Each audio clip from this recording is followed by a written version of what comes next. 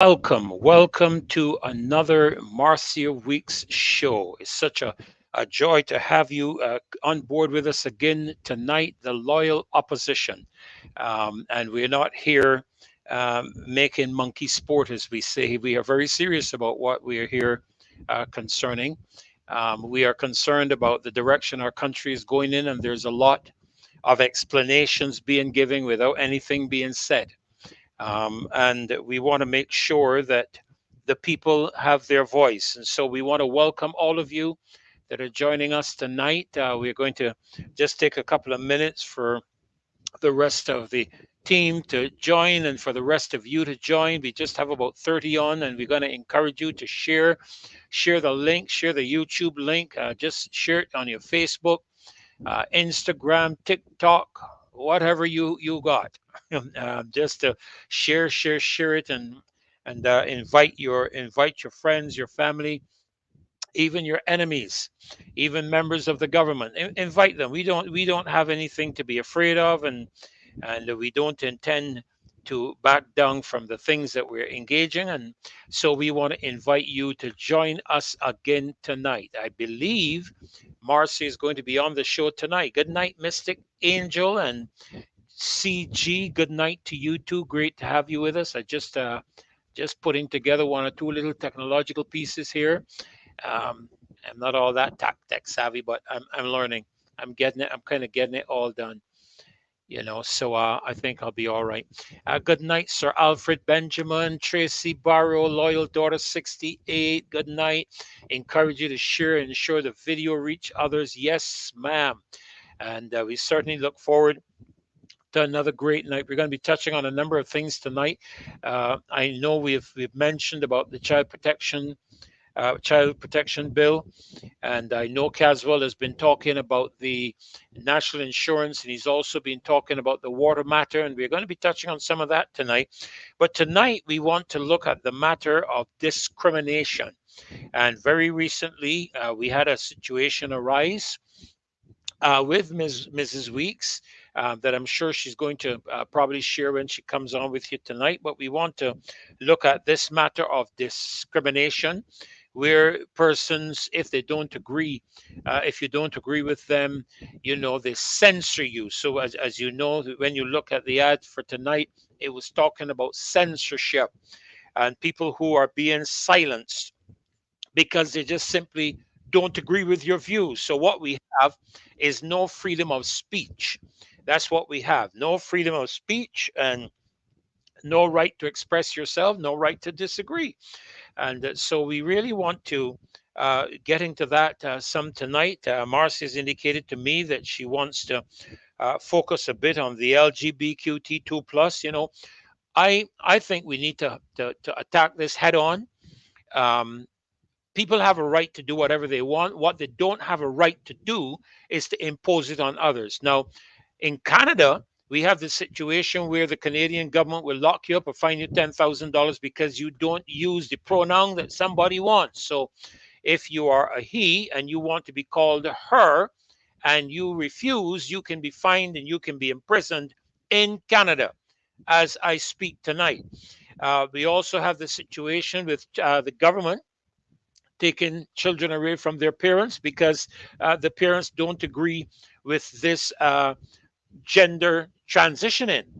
And this is for children, and mind you, these are supposed to be people who are protected under the United Nations Charter for the Protection of Children, and in which, incidentally, the United States has not ratified. Okay, the United States has not ratified it at all. So we want to tackle some of these things head on. I think the time has come for us not to be back away, not to be afraid.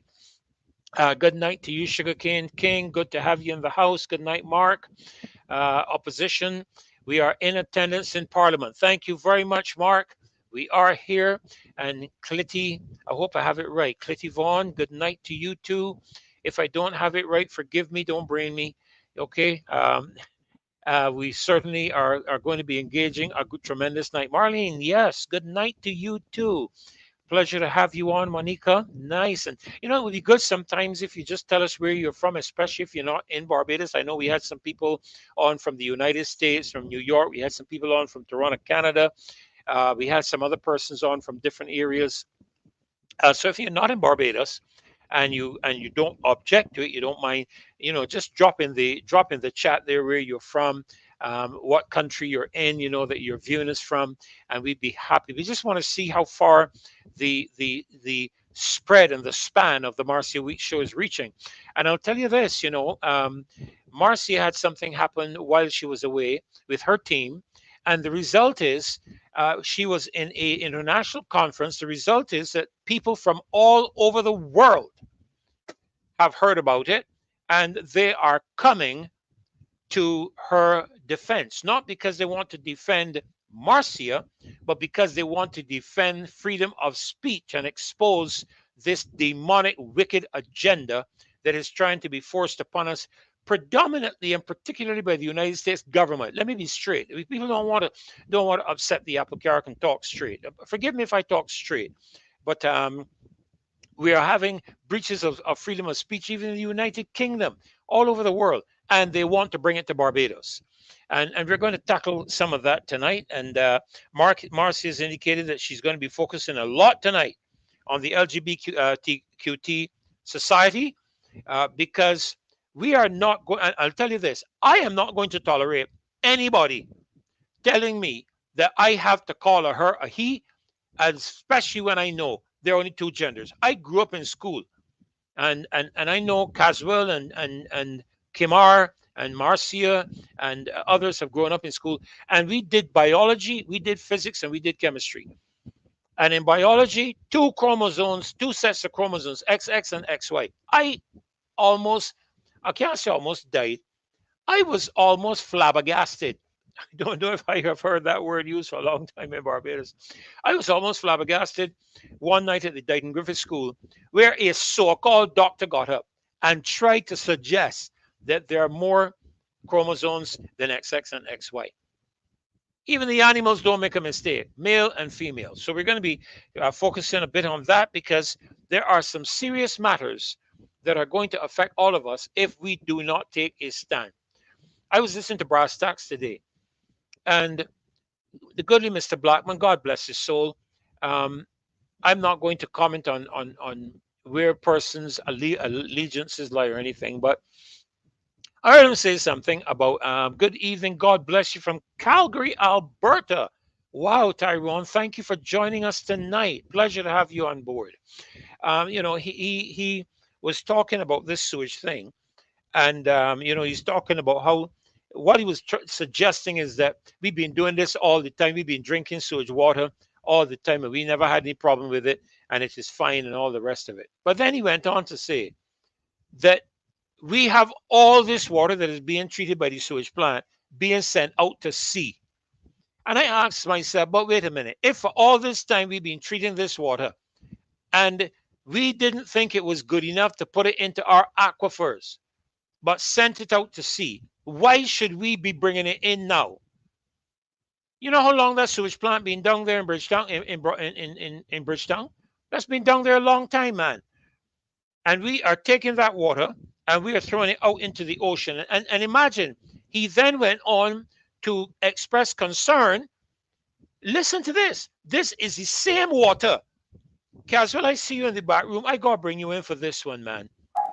Let me add you in. Good night, sir. I can't leave you out for this one, because I got to bring you in for this. You got to explain some things to me, because, I dance and I don't catch too fast. And so you help me often on the show to catch things. Well, Caswell, go ahead and greet the folk before I jump back into this thing with you. Just go ahead and greet the folk. Well, good night, Freddie, and good night to the person who's logged on. I'm so happy to be here tonight, and if you can see, I'm drinking. No, you're drinking blue water, but look at mine. Yeah, but notice I have bottled water. Me too, but I have bottled water. You have green bottled water? But look at it. Look at the bottle. but Caswell, don't drink that. We want you to survive to finish your show. Please put that away. Look, Listen, get a bottle. Please don't drink that, folks. listen. See if you can see if you can prevail on casual for me because we don't want to have the casual. this is Casual. this is what they want us to drink, you know. So I But listen, I hardly goodly Mr. Blackman. I don't know if you know him or anything. I may know him. I don't know. And I don't have anything against anybody. You know, I just listen carefully to what people have to say. Okay, and listen to me. You know, he expressed with this sewage water, he said it was being dumped in the ocean all the time.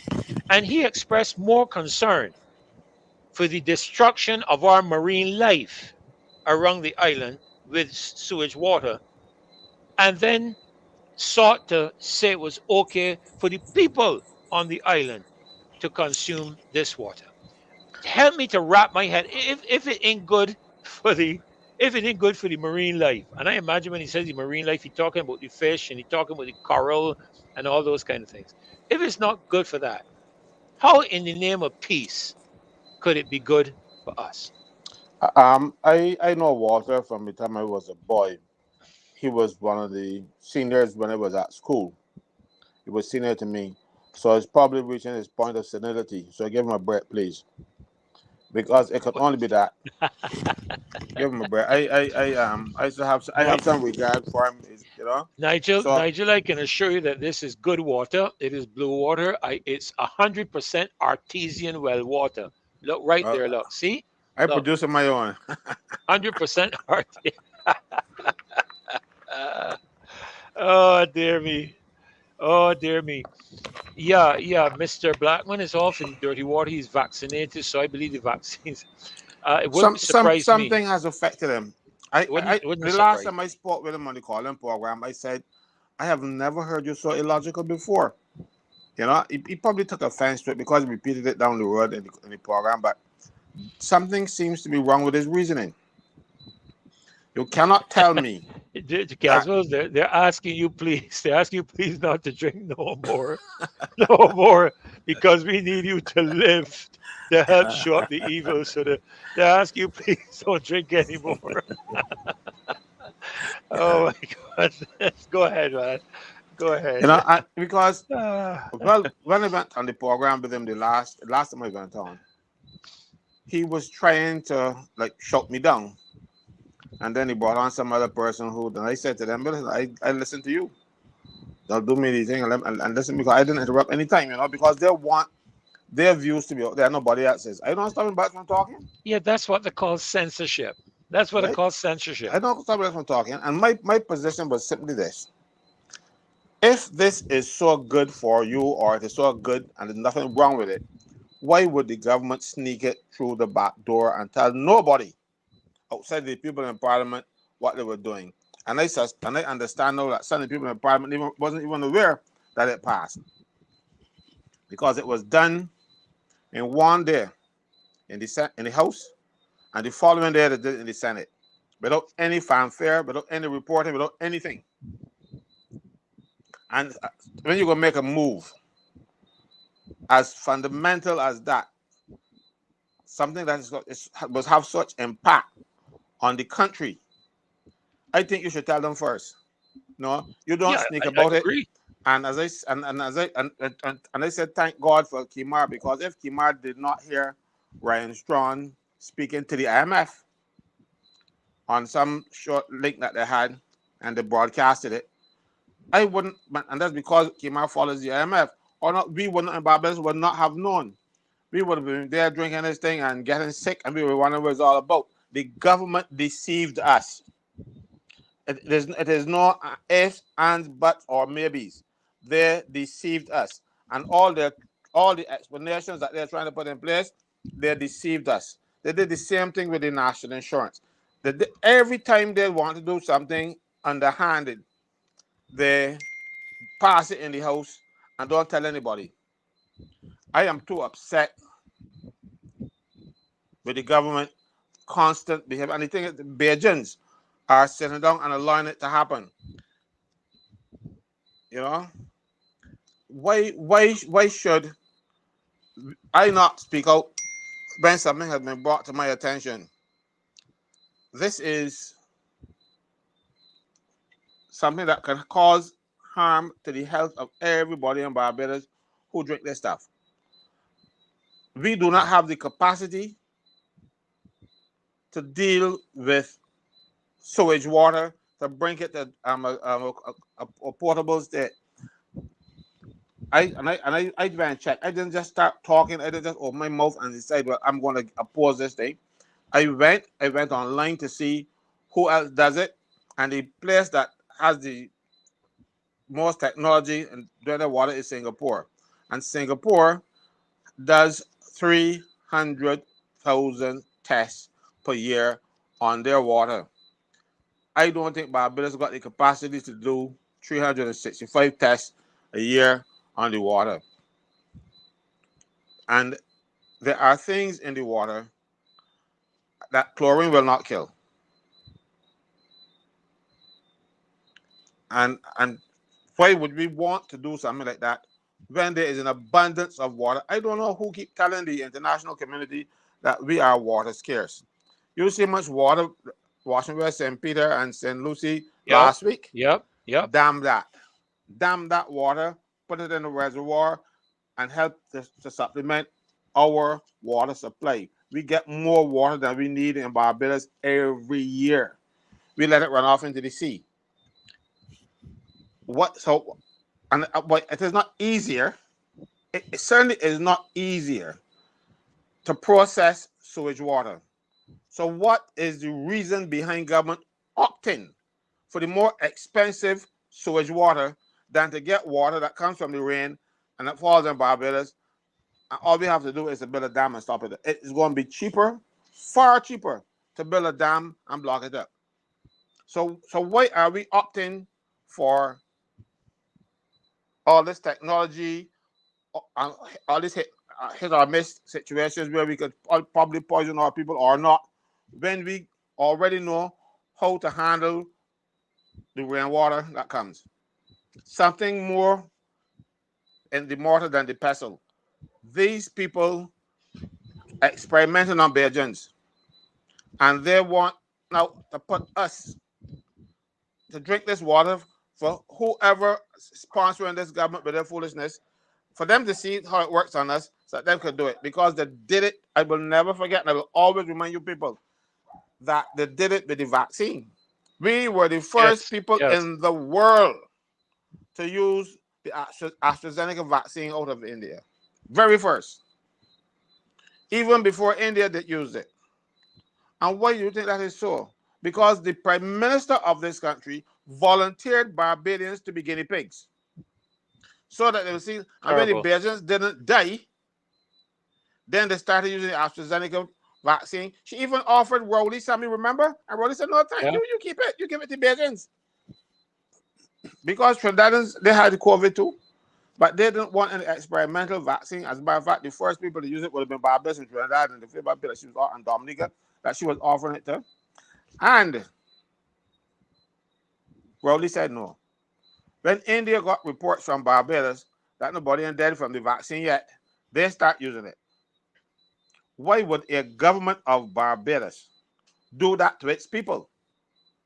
And I can tell you, the people are now dying. They're not. They didn't die immediately. They didn't shoot them.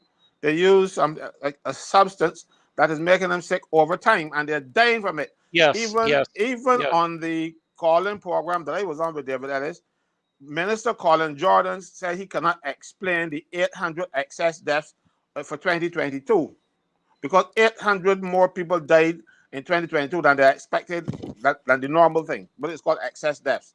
We had 800. Yes. We had same thing happened in London. Same thing happened in the UK. Same thing happened in the US. Same thing happened in Canada. As a matter of fact, the Department of Health in Canada have just admitted to the contents of the vaccine being dangerous. I'm just paraphrasing it at the moment. But while you're dealing with that call, Caswell, I'm not going to deal with that. Okay, but let me say something quick here to you. You know, I'm seeing some comments about people with PhDs and so on, and I don't want anybody to think for a minute that getting an education and that kind of thing is not good. But I once heard someone say, A minister actually said, he said it about a committee. He said a giraffe is a horse put together by a committee. But I believe that a giraffe is a horse that is built by experts. Because I'll tell you this, I live in a home with a 45-degree angle roof, Caswell, that if you look at the majority of the homes being built by experts, because I'm majoring on the whole aspect of experts. You see, we hear this word and we feel that when they open their mouths, that they are speaking like God. They're immutable. They can't be wrong. And we do not listen to some of the ordinary people who are greater experts than the experts who got all the PhD because they have lived it. They have the experience of it.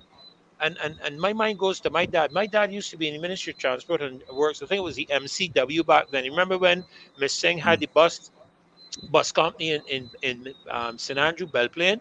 Miss Miss Rock. Rock, Miss Rock, right? You remember the yellow buses? It was, I think, the yellow bus. You used to hang Yeah. on his side, and you used to drop down a canvas when the rainfall. See, oh, there I did it myself. I shouldn't do that. I shouldn't do that. But and the roads that they built are still good today. You know how many potholes I hit today, Scaswell, with my daughter's truck? Especially, have you come down the south coast today?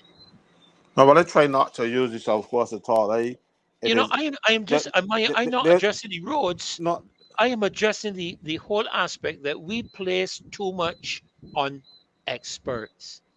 The experts did the sewage treatment. I heard Mr. Blackman, my own ears today say, they push the sewage out to sea. And they shouldn't be doing that because it affecting our marine life. But you want to take that sewage and you want to put it into the aquifers where we going to drink it. And as you said, if you look at the number of countries across the world that use sewage treated water for drinking, I can count them on one hand and have fingers left. Go No, ahead. but you see, that's what I'm telling you. Somebody wants to get involved in this treating water for consumption. I must say Ah, again, look who is in the house. yeah. Oh Marcia, my goodness. I am so welcome to happy your to be own show. back. Welcome to your own show. So good to see you. Listen, Good to it's have so you home. good. Good to have It's you. good to be here. I miss you all. Caswell, I miss you. And I, drop I me. Yeah, I miss you too. watch the comments that going to start coming up now, Castle. Boy, it was just telling us good night, but watch the comments that going to start coming up now from I miss Marcia. you, Pastor Purdy. I miss Oh my and goodness. I miss you all. I miss you all. I miss We definitely we miss you too. Trust me on Oh that. yeah, we did. I tell you, we did miss you, Marcia. Let it not be not said. Okay. Look, you see what somebody says? Welcome back, Queen. You hear that one, Caswell? Yeah, Welcome. yeah. Nobody never called me king. Nobody even called you prince. But she now come back, boy, and assigned queen to her already. I tell you, welcome back, well, queen. I'm guess what? I was even on the plane, guys. Those of you who don't know, I went to Poland and on my way home, I'm on the plane on Virgin Airways, and someone was and we were in my seat. And thank God that I'm a gracious person. I spoke to them very well and informed them that they were in my seat. And then she realized and she moved over. And turned out, as I'm putting on my seatbelt, she says, "Are you? What's your name?" And I said, Marcia. Or she said, "Are you Marcia?" I said, "Yes." She said, "Hold a minute." And she went in her phone and started to go through her phone and said, look at this. She showed me the Marcia Week show. She said, "I watch it every night." But listen, Marcia, we have folk on tonight. So far, I've identified three countries. I don't know if we have folk on from London, we have folk on from Yes. Calgary, and we have folk on from Toronto. So I'm looking to see who, because I asked those persons who are not in Barbados if they could just let us know where they're watching the show from. And so I'm just monitoring the comment section in both YouTube and here. I think they're the same anyhow. to see what other countries are going to turn up. Yeah, wow. And I'm getting so many great comments about the show. And so that means I know that Pastor Ferdinand has been doing a great job along with Heather, Caswell, and Kimar holding the fort down. So you know what, this is, and you know what is good about this, Caswell? We always said it, that it's about the people and not about us. Yes, Remember, yes, yes. the It's about opposition the is about people. the people. That's and right. and That's and right. that is it, That's somebody right. says they're watching from Ottawa, someone from watching Somebody from from Maryland. Maryland. Yeah. Yes, I'm yes, writing all these down, huh? I'm writing all these down. yes. Ottawa. But I'm listening to you talk about the water, and even where we were there in Europe, the people are drinking bottled water.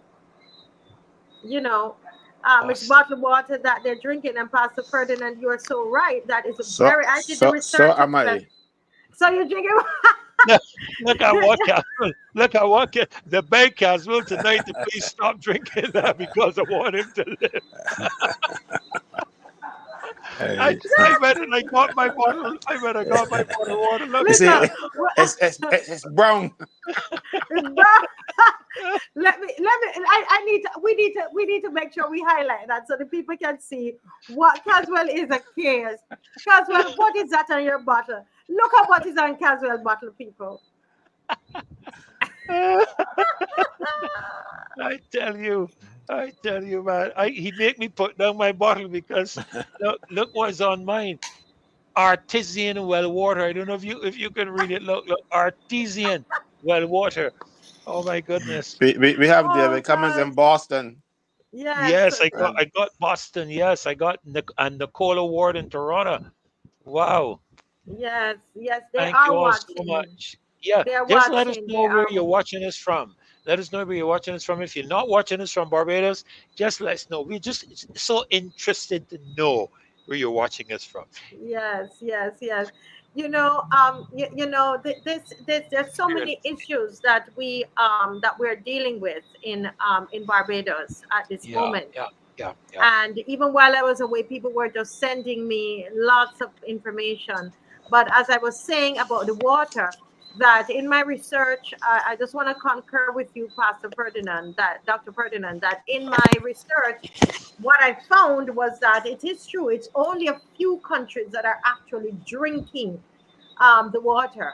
And while there are a few more that are doing that process, it's not used for drinking purposes. So I don't know why we are being convinced about that it's okay and we could drink it.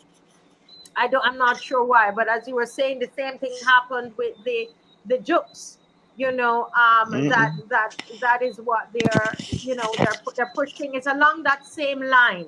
Whatever Yes, yeah. somebody refused somewhere else, they feel like for some reason our leaders who are black people like ourselves feel like they can come and they can push anything else, anything on us.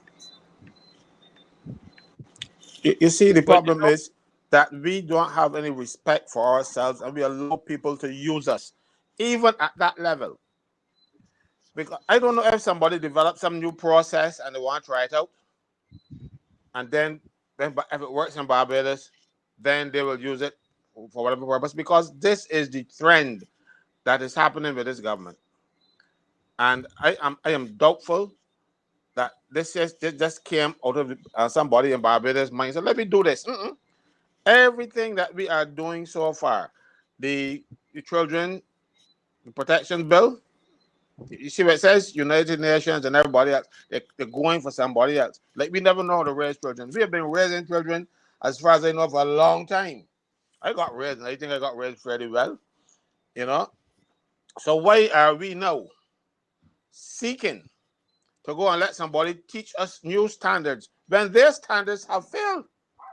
Mm-hmm. You know, we are looking everything that we are doing, everything they are copying from overseas, and then expect us to just roll over and play dead. No, we can't do that because we know better. And I'm very sorry. No, and they just come up with these things like we got to ban them from going to conferences. When they go overseas, they come back with foolishness and try to implement them here. But But just today, I had this discussion with my daughter, and I was telling her, why you take, for example, the child protection bill, and there's somebody, as a matter of fact, I was talking with a principal of a school and a vice principal of a school, and I made the point, we are more committed to ratifying what the international agencies want. And the person said to me, but the United Nations has a lot of stuff to say about children. I said, yes, but we did not elect them to office. We elected your parliamentarians to office to look after the best interests of the citizens of Barbados. So we expect that whenever you are engaging processes, you're going to do so not in the interest of the UN, you're going to do so in the interest of Barbadians. Using the UN, some of the UN stuff, I have no problems with that.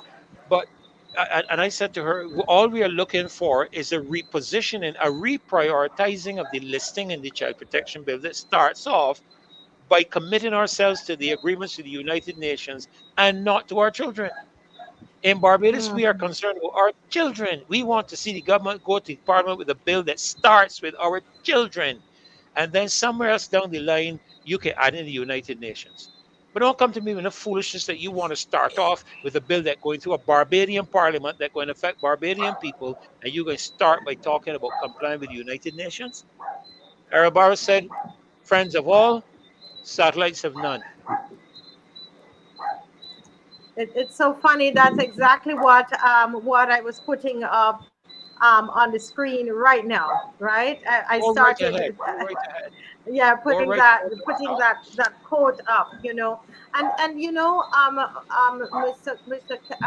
Mr. Franklin, it's the same issue that we're having with this whole transgender and the LGBTQ agenda. It is something that is being imported, yeah. right?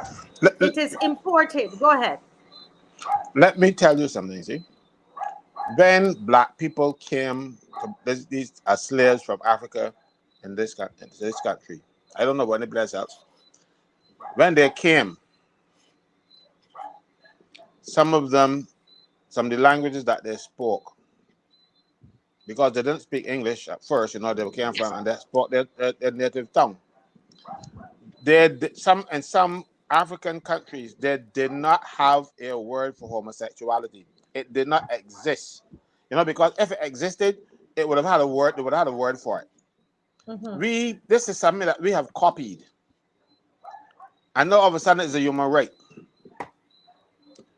If that human want to do it, that's their business. You got a right to do what you want to do with your body, but you should not be enforcing that nonsense on people. I don't tell them about LGBTQ plus and transgender nonsense and all kind of stuff. If you're a man, you're a man. If you have some illness and you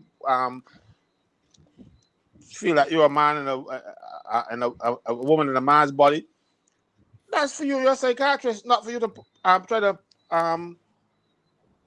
propagate all over the place. But you I've you actually heard you seen heard about video the of it. you heard about the woman, I'm sure, that thought that and felt that she was an amputee and went and cut off some perfectly fine limbs because she felt she was an amputee. I mean, I when are we heard going to that, you see, draw the line but you in see, the the sand thing with is, the you converse? need the doctors like that. Doctors who actually did the amputation for her should be Should be jailed locked for the up. rest of their lives. Should be locked up. We are encouraging people to do foolishness. We know better. Everybody who is educated beyond class 2 knows that there are two genders. And there's only one person that I heard explain it well. He said there are 56 genders. He said no, they're not 56 genders. There are two genders and 54 mental conditions. And Yes. that Yes. is, but these mental conditions, people are trying to make them mainstream. And know this, and the same, I'm link it now to this. The same prime minister now is telling us that Barbados ain't got enough people. but she want to we ain't got enough people, but she want to have LGBT thing. Men, I always put it like this: two rams do not make a lamb.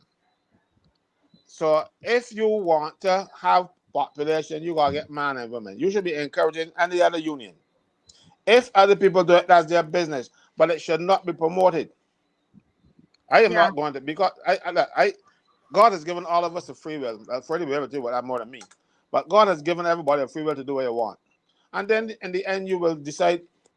When that time comes, you will realize that if your free will was good for you or not. But you should not be imposing what you believe on other people, especially when you know it's immoral. But our government seems to want to follow everything in the outside world. And of course, the Prime Minister, she's a perfect poster child. She surrounds herself with them. With them, as we're talking about this, I just sent Pastor Dr. Purdy a letter that we received from the NCF that only came in this evening. And as we're talking here about this LGBTQ agenda, which is seeking to destroy the Caribbean family, something that is imported. It's been imported and being forced on us because we were talking about the water, how, hardly any countries really drinking this water, and they're pushing it on us. Then they push the jabs on us, and whatever they think that is happening internationally, they come and they bring it and they push it on us, right? They're seeking to push those things on us, right? Is what they're seeking to do. And I'm the artistic director of a school, Praise Academy of Dance, and we did a production based on what our beliefs are from the scripture. And the production is basically saying the children are saying, I am a boy or I am a girl. I am not transgender. I am not cisgender. And it goes on to say all the different things. And this production, I had invited Casualty, but I don't think you were able to come to it. But the production was done at the Combermere School, in front of about 600 people. Some people were even standing to watch this production. The place was packed to capacity. And when we were finished the production, Mr. Franklin, they stood up. The people stood up. It was a standing ovation. That's right. I Okay, was there. I it was was a there. standing ovation. Not just that, but the children who knew they had some of their friends who were struggling in that area with same-sex attraction, because they are those children, and they invited them. And people were asking, when can we do this again? People are waiting to be able to help us, to sponsor us to do it again. So we entered a piece of it in NIFCA, which is our National Independence Festival of Creative Arts, which is a competition that we, Praise Academy, has always entered our productions in. And this production is based entirely on Bible and on science, is what they're saying. Everything in it. And the script is going to be made available for whoever wants to see it. Because there's nothing to hide. We did it at Combermere to a standing ovation of 600 Barbadians. It made overseas to 34 people from 34 countries, and they loved it. But it was played here to NIFCA judges at the through the Ministry of Culture, which we know the Prime Minister is the Minister of Culture. And guess what? They said that they are disqualifying the production from the competition because it's of poor taste. It's of bad taste. So what is wrong? Those 600 people who watched it at Combermere, and those 30 people who watched it from 34, the excerpts of it from 34 nations, what is it saying about their taste?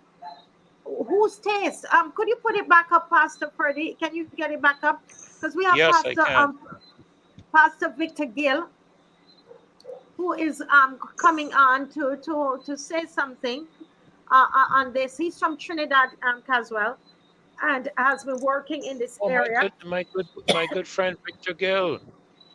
You know, Marcia, I Yes. noticed it said unanimous decision. I was reading the letter before it went down. It said unanimous decision. Hmm. Lord help us. If they're a diverse group and they can come to unanimous decision based on what the excerpt that I saw, I did not see the full thing. But I didn't see anything wrong with it. As a matter of fact, it looked fairly good to me. But I'm not a judge. But But here's the other thing. go ahead. Here's the other Yeah, thing go too, ahead. as well. The other thing that I understood they said. I'm just trying to get it lined up properly, Marcia, so that you can see the whole thing. Let me make sure you can. Okay, good. The other thing they said was not only in terms of that, but they talked about how one of the dancers or something like that was aggressive, and I thought to myself, I said, but some of the most passionate people, I have sat down and watched dances, and I've been to productions with Marcy's dance group, and the dancer that catches my attention is the dancer who is most passionate. I don't call it aggression; I call it passion. But But because what, of what is their, wrong with aggression? but I don't know. I don't know what's wrong with it. I mean, and here's the other thing we were talking about on today is well Wednesday, Monday, I think. We were referring to the fact that there is no community in Barbados registered that legally that we have offended. And I'm saying we because we are a part of this. We have not offended the um, the 7 Day Adventists or and no organization. There is a loose gathering of people who are trying to get legal positions established in Barbados for the right of them to get on with what they want to get on with on our boardwalk out by Kentucky, so that they can do what they like and bring it into our schools and indoctrinate and pollute the minds of our children. That is what they want to do. But So I Well, don't but I'll tell you the truth, though. Those judges. But I'm glad they didn't have to judge the Prime Minister singing because it would have banned her too. For sure. You didn't see her singing at the conference, already. I no, I didn't. To be honest You with are you, so you are so lucky. there's some things that I avoid so as to avoid affecting my spirit. There's some. Somebody okay. sent me the clip. Somebody sent me the clip. I saw her dance. I said, no, What is sad about this, they never because when we entered, and I'm going to bring in Pastor now, Pastor Gill, when we entered the competition, they even said that they didn't need to do they didn't need to do any coaching with our group because they know the standard that we bring. We've been in that competition for over 22 years. We've won over 50 something medals. I myself have received special medal. I've won the Governor General Award. We've won all kinds of different Prime Minister, well, all kinds of different awards we've won. I don't think no, not the Prime Minister Award. I think we've won the Governor General Award and several other awards that we've won. And so over 22 years, this is the first time that we are being disqualified over content because they never commented on the technical No, no. thing of it. But I have Pastor Gill here, and I want to thank him for coming on the program this evening. And the reason I have Pastor Gill here, he's from Trinidad and Tobago, and specifically, he's been one of those pastors who's been involved with the TT response. In fact, he's the president of TT response, and it's a group that has been outspoken on issues of LGBTQIA agenda and also the COVID shots, right? And other relevant issues. And I remember us in the Caribbean, we used to sit down and wait for TT response because it was such a strong positioning of pastors speaking out on these issues. And they're doing the same thing right now with this LGBTQ agenda in Trinidad. So we come together because of the Watch Out My Children Barbados and Watch Out My Children Caribbean. We work together on various projects. And you would have heard, welcome, Pastor Gill. Pleasant good evening to you, Marcia, and to all the pastors on the set tonight. It's so good to be with you. Thank you again. Yes, I'm sir. honored. I'm honored. I'm a pastor as Well, well. Thank you. Thank you. Well, I am absolutely honored to have you too, Victor, and of course, we've shared some platforms, and Yes, myself, yes. yourself, and Dr. McDonald, Y- McDowell, McDowell, yes, sorry, McDowell. yes. I'm thinking of fries and hamburgers. Forgive me, McDowell. McDowell. Uh, a pleasure to have you you on with know, us you tonight. know, Pleasure. Yes, thank yes, you. it's indeed a pleasure to have you on. And I know you're doing some work there in Trinidad as it relates to this agenda that is seeking to destroy the Caribbean family. Can you bring us up to date on what you're doing in Trinidad at this time? Yes, well, we have been at the forefront fighting, and then there are other groups, it's just that we were willing to move from behind the scenes and come to the forefront and light a fire, as it were, shake up things, stir up everybody, and let the nation know and bring awareness. So at this present time, we continue to fight, with facts. Just recently, I was on the television with Andy Johnson, one of our top journalists here, on the same LGBT issue. We spoke in a town hall meeting because we realized that the government want to covertly bring this in the school, and we have evidence, we have proof. For instance, there's a young man from my church who, in a boys' school, a survey was conducted in a boys' school asking, "What is your gender? Are you male or female? Are you trans?" Some I can't remember the exact words, but how could you ask a boy if he's male or female?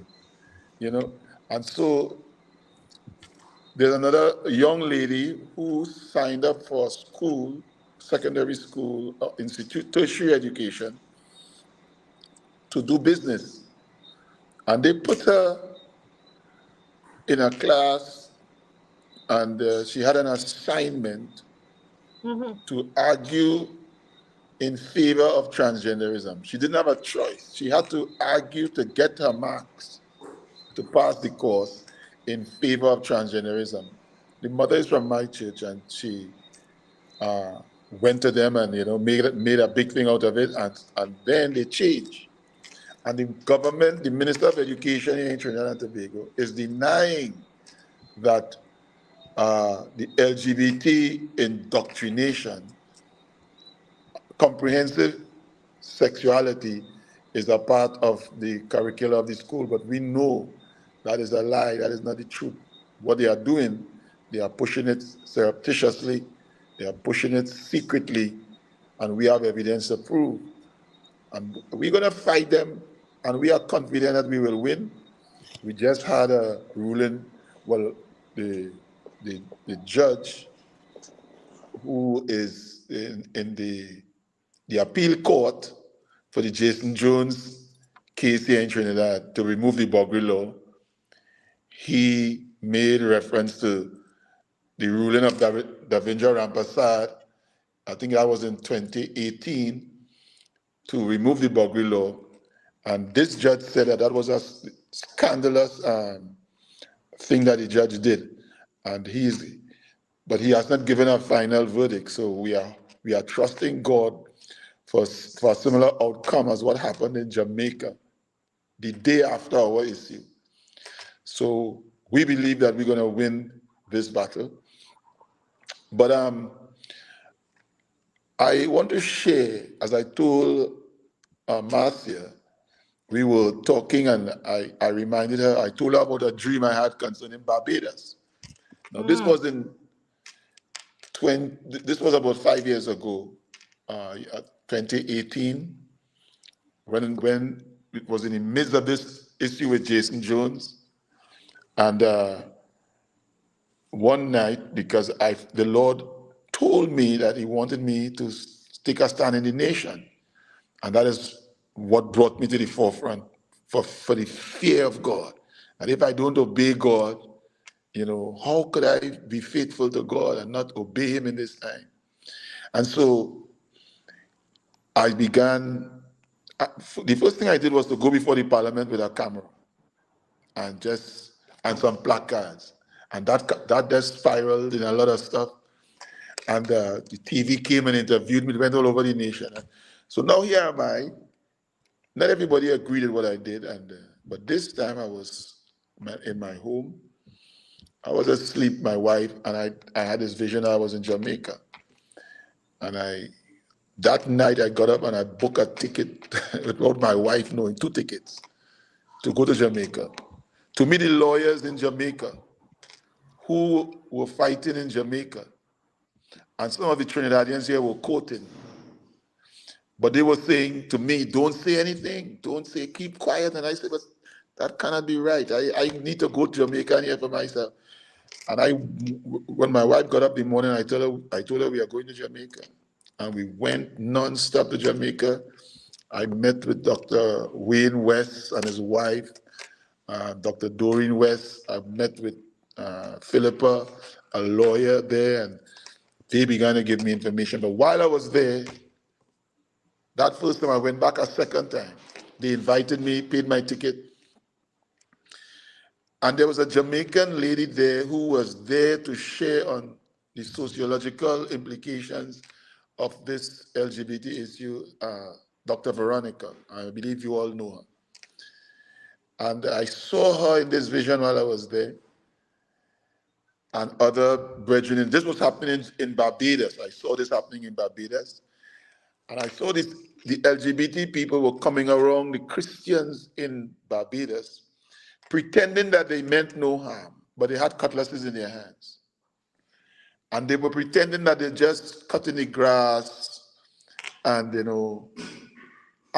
sometimes they were grand charge, but as if they're going to cut somebody, but they're just joking. And then when the Christians' backs were turned, they began to chop them in real.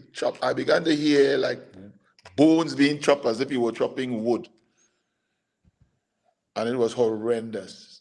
It was vicious. It was like a bloodbath. It was like genocide. It was evil to the hilt. And I told that sister about it. I don't know if she remembered, but I never forgot it. And when I see things unfolding in Barbados, it reminds me. And this is not a literal thing that they will do. But what I perceive by this vision is that the Bajan brethren must not take lightly the intentions of these people. Once someone said what they will do is they will say tolerance. All we want is tolerance, just tolerate us. But when they get in and take position, they will not tolerate you. Zero. They will litigate you. They will silence you. They will, in the social sense, they will brutalize you. They will do every kind of evil. That's right. These people are Satanists. These people are wicked people. These people are possessed by the devil. That's the fact. And they are only sounding nice now to get the upper hand. And once they get that upper hand, through tolerance, they will not tolerate the church. So I want to say to the Bajan brethren, be encouraged, fight this fight to the end, and God is able to help you and give you the victory. And together, as Caribbean brethren, we are in this fight together. I thank God for my pastor friend there. Yes, we work with Pastor McDowell and TT Response. What we did went all over the world. Yep. And I compliment Marcia. I call her the Oprah Winfrey of the Caribbean for what she is doing. Because the first time I saw her, I was like, who is this woman? Aren't she afraid? But no, she's not Fearless. backing down, and she continues to speak. And it must be God. I believe the angel of the Lord is with you, protecting you. So we must continue to pray. I just want to say this, that also when my church did a production, well, they did a project to indoctrinate the young people of the church against the LGBT agenda. The president of the Sunday school, her son began to suffer with seizure. She has to rush into the hospital on 3 occasions. And the last time she thought he was dead in the back of the car, she said she had to stop the car. And when I heard about that, I took the child in my arms on the pulpit. I knew it was the devil because of what she did. So I'm saying this to say is spirits we are coming up against. That's right. I That's took right. the child in my arms and I rebuked that LGBT spirit and that satanic power. And that is about 3 years now. It has never happened to the child again. I think it was Basil Hanson who told me about a lady who stood up against the LGBT because of her position in the government and went blind. They had to pray for her. Her sight came back. So you are dealing with serious satanic powers. All right? And so there's more that I could say, but time, I'm conscious of the time. No, no, no. I mean, no. Go ahead. Go ahead. Okay. I thank you so much for sharing that. And I remember when you shared about that vision to me, about the men with the cutlasses, and how they came Yeah. in, and and I think sir, that is what is happening with us here in Barbados. At the church, we kind of just welcomed. We became tolerant, and now look at what is happening to our Christian children. Exactly. Our Christian children presented something, and a religious expression based on their faith and on their own beliefs, and Wow. they were disqualified from their national competition, not because they hurt anybody. And I want you to comment on that. What do you think is happening there, Pastor? The group is Praise Academy, and they just did that presentation. What do you think is happening in Barbados at this time? And should the church be concerned about what has happened to this group? Well, to me, that epitomizes the vision that I had. And to me, that should be a catalyst for a national outcry. That to me is something that the church should raise its collective voice against, and just there should be a public outcry against that, because that is unjust.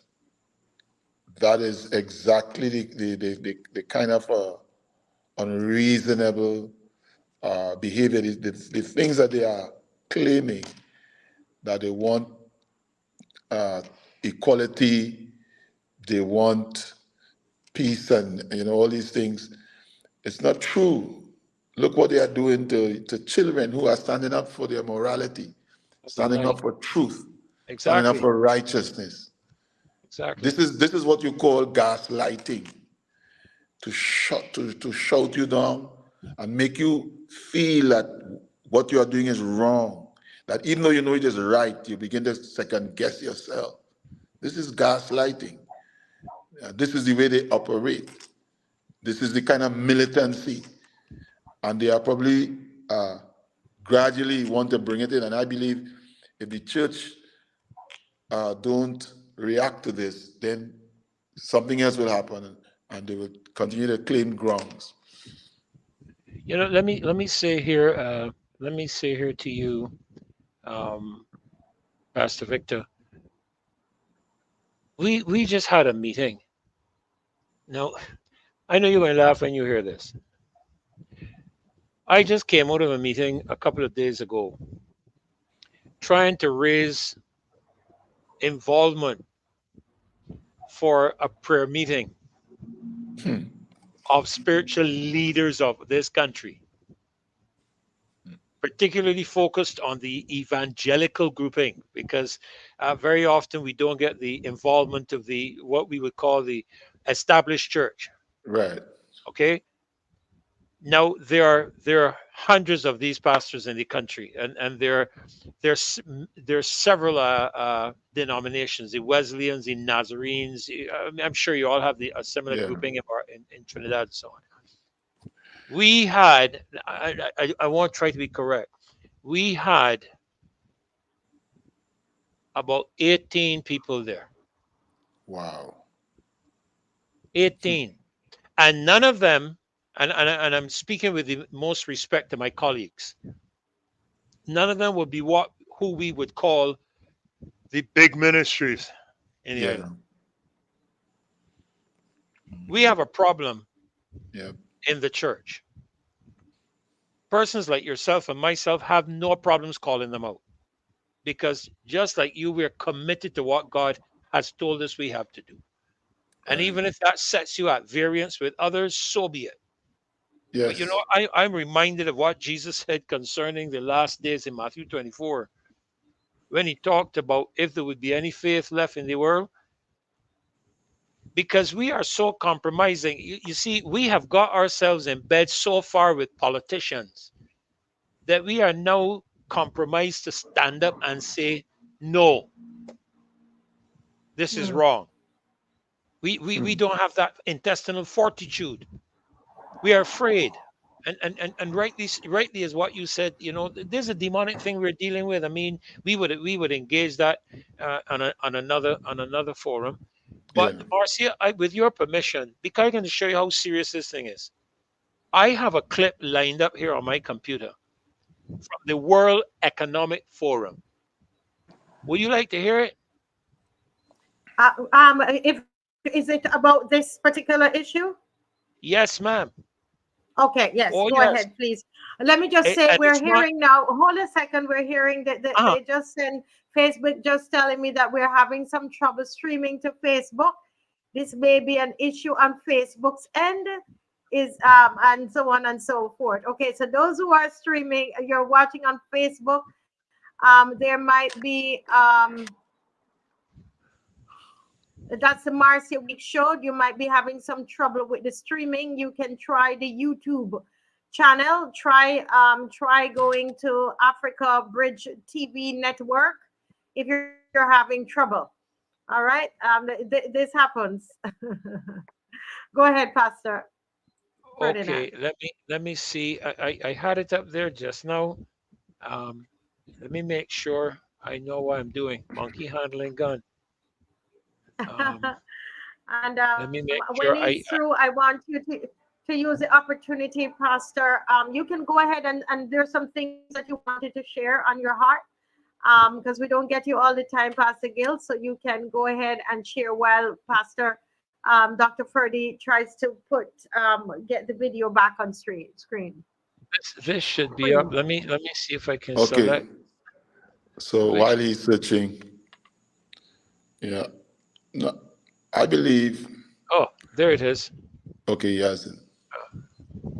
All right. Today, I'm really proud to sit on WEF's Power of Media Task Force, and GLAD is a very proud partner of the Partnership for Global LGBTQI Equality, which is also known as PGLE.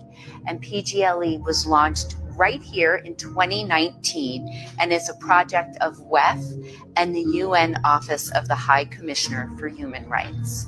We work with the news, business, entertainment, faith leaders, sports, governments, and individual activists from around the globe to ensure and educate public people on LGBTQ issues and move policy forward. In the US, the Gallup poll this year showed that over 20% of Gen Z are LGBT. We've been running studies ourselves that include the Q, and so it's LGBTQ, and we expand the age from 18 to 34, and you can see nearly 40% of Gen Zers identify as LGBTQ. Are we really going to sit here and pretend to be shocked that the World Economic Forum? Now, that is the World Economic Forum. She is sitting on the World Economic Forum, where we are getting our instructions from for our Barbados Trident ID and the rollout of other aspects in Barbados. I don't know, Pastor Victor, if you're getting that kind of thing in Trinidad too, but Yeah. this is the level that they are at. This is the level they are at the moment. Yes. Well, what I wanted to say, and we are having the same CBDC and all these things that are coming from the World Economic Forum. It's a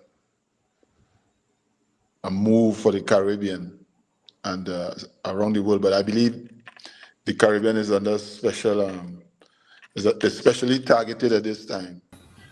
So what I wanted to say is that the again, these are things that the Lord has showed me, so I could only speak and anyone can judge. But He told me that darkness will be coming up on the earth, and it's a sign of His coming. And He said the flagship will be homosexuality. And I saw the homosexuality like I was in front to bring in a darkness. All right? So we know that we are in the last days and Antichrist and all these things. I don't get into the timing, post-tribulation and all those things, but whether Antichrist or not, we will have we will only have what we are willing to fight for. Because even when the Antichrist comes, not every nation will be under his control. And I believe that God is going to hold some of us responsible for not taking a stand when we had the opportunity to do so. I don't believe we should leave everything to say prophecy will be fulfilled. If the Puritans had said that, if Martin Luther, the reformer, and Wycliffe and Tyndale and these people had said prophecy will be fulfilled, we wouldn't have the Bible today. Yes, prophecy will be fulfilled, but I believe we should warn the wicked. We should warn the righteous too. That is the word of God. And we should testify to truth in the public square. Because the Bible says we overcame by the blood of the Lamb and by the word of our testimony. The word of our testimony is not the testimony you got saved and you got healed. It is the word of God, truth. And we cannot see like what happened with these children come upon the nation and as ministers just pass on the other side and do nothing. We have a responsibility to love our neighbors. And love is redemptive. Agape love is redemptive love. Love that seeks the ultimate and eternal welfare of those that we love. We want to bring them to Christ, and so we must testify the truth. And this is what I am doing, and I would stand regardless of whatever happens. The Bible says, Jesus said, be faithful until death. And this is my resolve. And so again, I thank you all for allowing me to share these things. Yeah, thank you, Marcia. Yeah. Pastor Gail, just before you go, I'm here making some notes, and I'm going to ask you a request, because on Saturday morning, I was telling Caswell, and I think Dr. Freddie knows as well, that we normally do some marches. We're not doing any march this Saturday. What we're doing, we're coming together on Zoom, and we're going to learn a bit more about this agenda of the LGBTQI plus all these letters, this agenda. And because it's so important, Pastor Gail, that we understand that the agenda is not necessarily the people. There are lots of people in the LGBTQ community who are not part of the agenda. That's You true. understand? But it's been hijacked by by other things that are trying to push something. That's one of the things I learned in Poland, that we're going to have some other people on to talk a bit more about this. But I think that on Saturday I would love to invite you to come on Saturday morning. It's 8:45, and I know people said it's early, but we have a speaker who is a lawyer, and I saw somebody made a quote here, something about this law, which I wanted to address this before you leave. Um, we have a lawyer. She's from the UK and the leading lawyer in Europe that deals with these cases where this agenda seeks to take away the expression, the freedom, religious expression, and religious rights from people throughout Europe. We also, her name is Andrew Williams, and we also have another lawyer coming on this Saturday morning, 8:45 a.m. on Zoom from Jamaica, Shirley Richards, which I think you know Yes. her. She Yes, I leads know that. her. She leads that charge in Jamaica and was Yeah. able to push back on Friday. They won a case. They won a Yeah. case against the Yes. whole LGBTQ agenda in Jamaica on Friday, and she's going to Yes. be on the program on Saturday morning at 8:45. Okay, and I hope that you can come on with the pastors from Trinidad because it is Yeah. so important that we're on. But look at this quote, look at this, what this brother is saying, Adrian Hines. What are your thoughts about this? Yeah. Well, let me say first that I've shared what you told me about Saturday with our team, and we're going to continue to promote it. Now, concerning this quote here, you know, amazingly, recently when I was going on the television to be interviewed by the law by the journalist, the Spirit of the Lord told me, son, your most important witness is to say what my word says. What my word says. And we have to understand that we have a responsibility to testify the truth, regardless of what people do. We have a responsibility to warn them. And as Christians, our greatest authority is the Word of God. Now, there are some things that we would need to go further into, and the Christian lawyers could do a good job at that. But we should never back down from the Word of God. They could reject it. They can say what they want. To me, it will be foolish to give into that. The devil, Jesus quoted the word. He said, "It is written." We are dealing with spirits, and I remember somebody quoted a verse in the scripture against homosexuality. I think it's in Leviticus 18:22, and a guy, an LGBT person, said they wish they could tear that page out of the Bible. It hurt them so much. So we have to use the Word of God because the Word of God is quick and powerful, sharper than a two-edged sword. It sends conviction, and it affects not only the natural man, but the spirits behind them. So Yeah, I yeah, don't agree with that. yeah. If I But could, if I could just ask something here quickly, go Marcia. ahead, Pastor Freddy. Some Hmm. years, Pastor Victor, ago, Hmm. we had I did a presentation to the Commission on Law and Order, and it had to do with homosexuality and prostitution, trafficking of women, and that type of thing. And I was getting ready with a number of biblical verses. And the Lord spoke to me and said, because I had provided by the HIV/AIDS Commission here in Barbados a book, which I pulled some quotations from their own book. Right. And the Lord said to me, before you say anything from the Bible, use back their very information at them. Okay. And I took that book because one of the things I had done was to connect with NASA, engineer at NASA, concerning rubber, because I was being told that rubber is porous, plastic is porous. Because remember, to deal with homosexuals and so on, we're dealing with condoms and these kind of things. Right. And I discovered that the producers of condoms are instructed by the government to build in a 33% failure rate in condoms. Otherwise, the potential to prevent the growth of the human population would exist. To make a long story short, the Lord said to me, use it back and then tell them, this is why the Bible says this. This is why the Bible, and I did that, and you know, I was Okay. surprised when the head of the Commission of Law and Order, I think it was Justice Williams or somebody like that, if my mind serves correctly, he wanted the entire presentation because we produced the facts just like you talked about, and then we said, but these are your facts.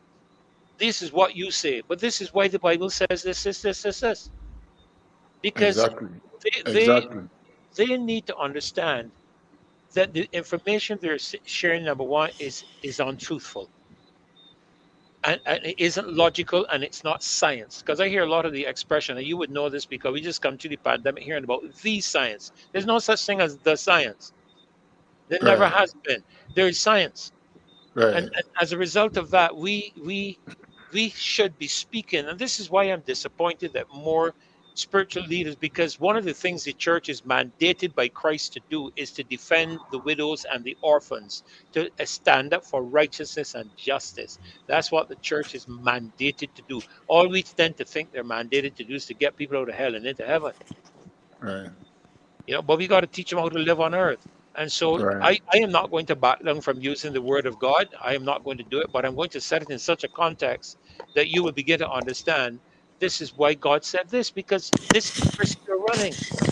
You know, Yeah. you're running this risk. Well, when Yeah. God sent his prophets, God backed them up. I remember Yes. listening. We had Yeah. the leader of the KAISO, the major gay activist movement in Trinidad and Tobago. He challenged us. Well, we stood up before the Hall of Justice, and we are quoting the word of God, and we had our placards and so forth. And he came in front of us with a couple of them, and in front of the camera. And it wasn't long after he died. If God sends a prophet to give warning, God will defend. You see, we have to understand that we are fighting with God. We are workers together with God. So while the lawyers, when there's trouble in the land, God never called for anybody else but a prophet. I'm not despising the lawyers. I am not despising the brethren in the secular arts who could come in with their intelligence and so forth. But it is preposterous and foolish for pastors to abdicate their spiritual authority and put lawyers in the forefront. God never did that from it. You could look at the whole history of the church, Israel, Old and New Testament. He sent men of God and he backed them up with his power. Sometimes God can shake up a whole nation. If one pastor stands up, he said, I sought for a man to stand in the gap. I sought for one woman, and you stand up, and then God comes in and defends you. And this is what Yeah. these people need to understand. This is intellectual power. Yeah. To me, You it know, is arrogant to say, not, don't use the Bible. yeah. Pastor Gail, I think what the person is saying, and I can appreciate what they're saying from their standpoint, because being in Poland, there are some ministries that what they did, because they were speaking out against this and trying to help people who wanted to come out of the lifestyle of the same-sex relationships. The government went in and they closed down their bank accounts. And so these Wow. churches and ministries were unable to use their bank accounts. And what they were able to do, was, yes, they prayed about it, etc. And I met some of those people in Poland, but they got a lawyer who then went in and got the information, you see, and got them back their account, and the banks had to pay them. So they have more money to Right. do ministry. So I think what we have to understand is the role. The pastors do not abdicate your role. You have a spiritual role. I think that is what Pastor Gill is Ex- saying. The pastors exactly. have, That's what I'm yes, saying. the pastors have There's a a saying, spiritual truth. role. What we need is that balance. That balance in Yes. the Correct. church. The Correct. Bible talks about the body. Correct. You have the hand and you have the eyes, you have the nose. We all don't do the same thing. But if you only had mouth, how would you see? If you only had eyes, how would you eat? And so we need to complement each other. A pastor shouldn't feel he doesn't need the lawyers. but neither should a pastor feel that his role is less. That's my Yeah. point. Yes. And in addition to that, faith without works is dead. If we believe, then we have to put action to what we believe. And That's that right. action can be played out in a number of ways, using attorneys, using the marches, such as what we've been doing. There are Exactly. a number of different ways that you can play out that faith. Exactly. As a matter of interest, Marcia, just to let you know, I don't know if it's of any value to you, but I actually have a clip here queued up: breach to freedom of speech, the same case you were just referring to, where Mm-hmm. Barclays paid out over £20,000 in compensation to a Christian charity. Yeah. That's the one Um, where they went in and affected their book, the- their bank right. account. I think because of time, but we'll hold it. Yeah, We're yeah. gonna Go do ahead. Go that. ahead. Go ahead. Play that on Friday. But let me just let me but thank you for raising that. Let me see. Is there anything else, Pastor Gill, that you want to say to the church? I know we're gonna see you on Saturday, and I somehow Yeah. I believe I'm gonna have you share this dream that you had again. And I'm saying to people, when you listen to this and you hear the dream, I'm gonna ask you to edit it out and send it all around Barbados. That's the purpose, you Amen. know. Take it out Amen. and send it out. It's from about 52. I have it marked about 52 thereabout. Listen, take it out, edit it, and broadcast it. Is there Yes, anything yes, you want yes. to say, Pastor Gill, before you go? Well, I just want to thank you all for having me on tonight, and I look forward to being there on Saturday. And we continue to keep you all in our prayer, Pastor Ferdinand, the other pastor friend there, Marcia. Love you guys. God bless you. God bless you. Give our Yeah. love and regards to Pastor McDowell, please. Amen. Thank you. All righty. Bless you. Bye bye. Bye bye. Thank you so much. Thank you so much, Pastor Gill. We will talk. Amen. Thank you. Oh my goodness. You heard that dream, Caswell. What are your thoughts about that dream that he was sharing? Oh, you're Pastor muted. Caswell, don't Yeah. forget. Don't forget Pastor Okay. No, Caswell. Pastor Caswell, that what are your thoughts? Pastor no that Caswell, what are your it, thoughts about the dream? well, I listened to him, and his dream predated what is happening now. So that was not just a dream; that was a prophecy, Mm, And I just hope that that vision, that dream, whatever he had, could be we could be defeated. We could know that it's happening now and try to get away from it, because we are on our way to hell very quickly, and we have a government that is trying to take us there.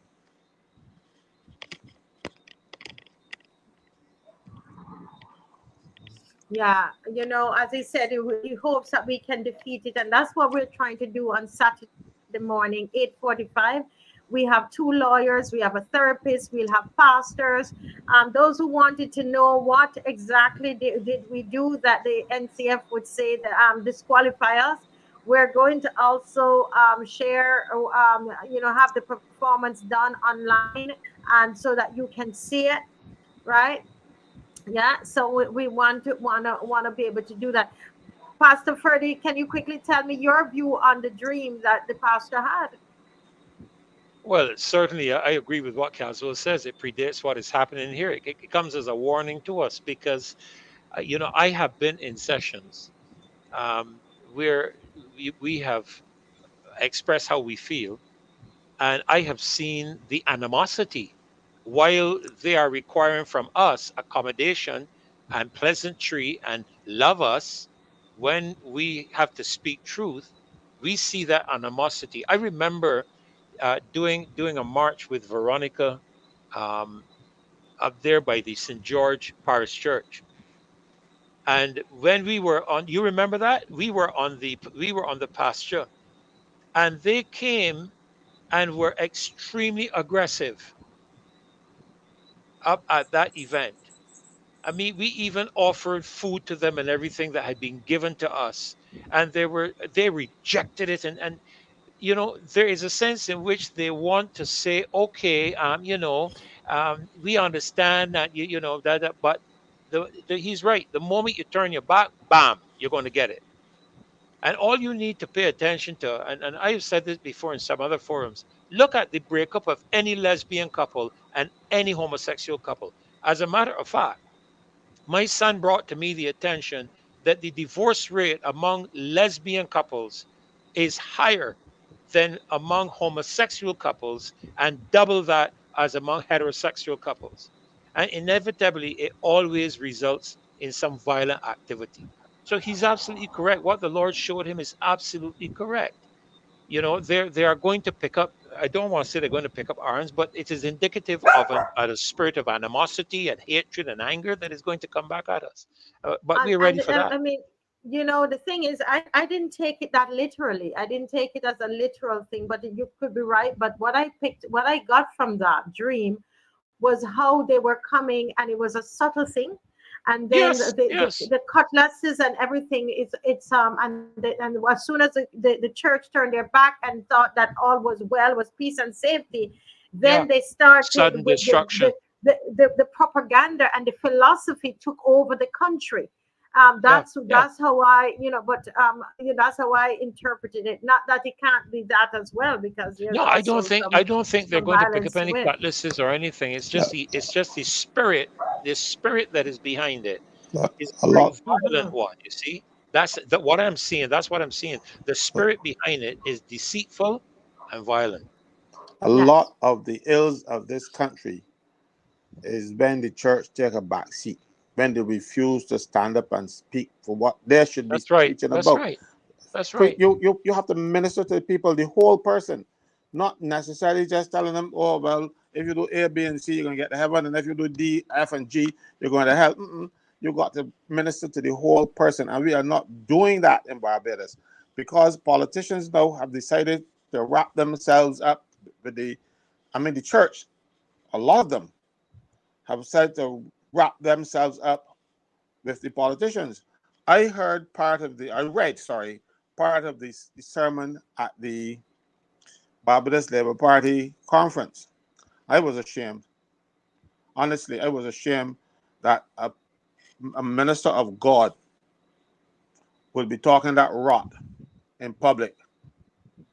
You see, but they want curry favor with the people who got the money, who could give them a little extra, a little contract here and a contract there, or make them something. The ministers have to be focused on the word of God, and they're not doing that because they're looking for handouts like the other.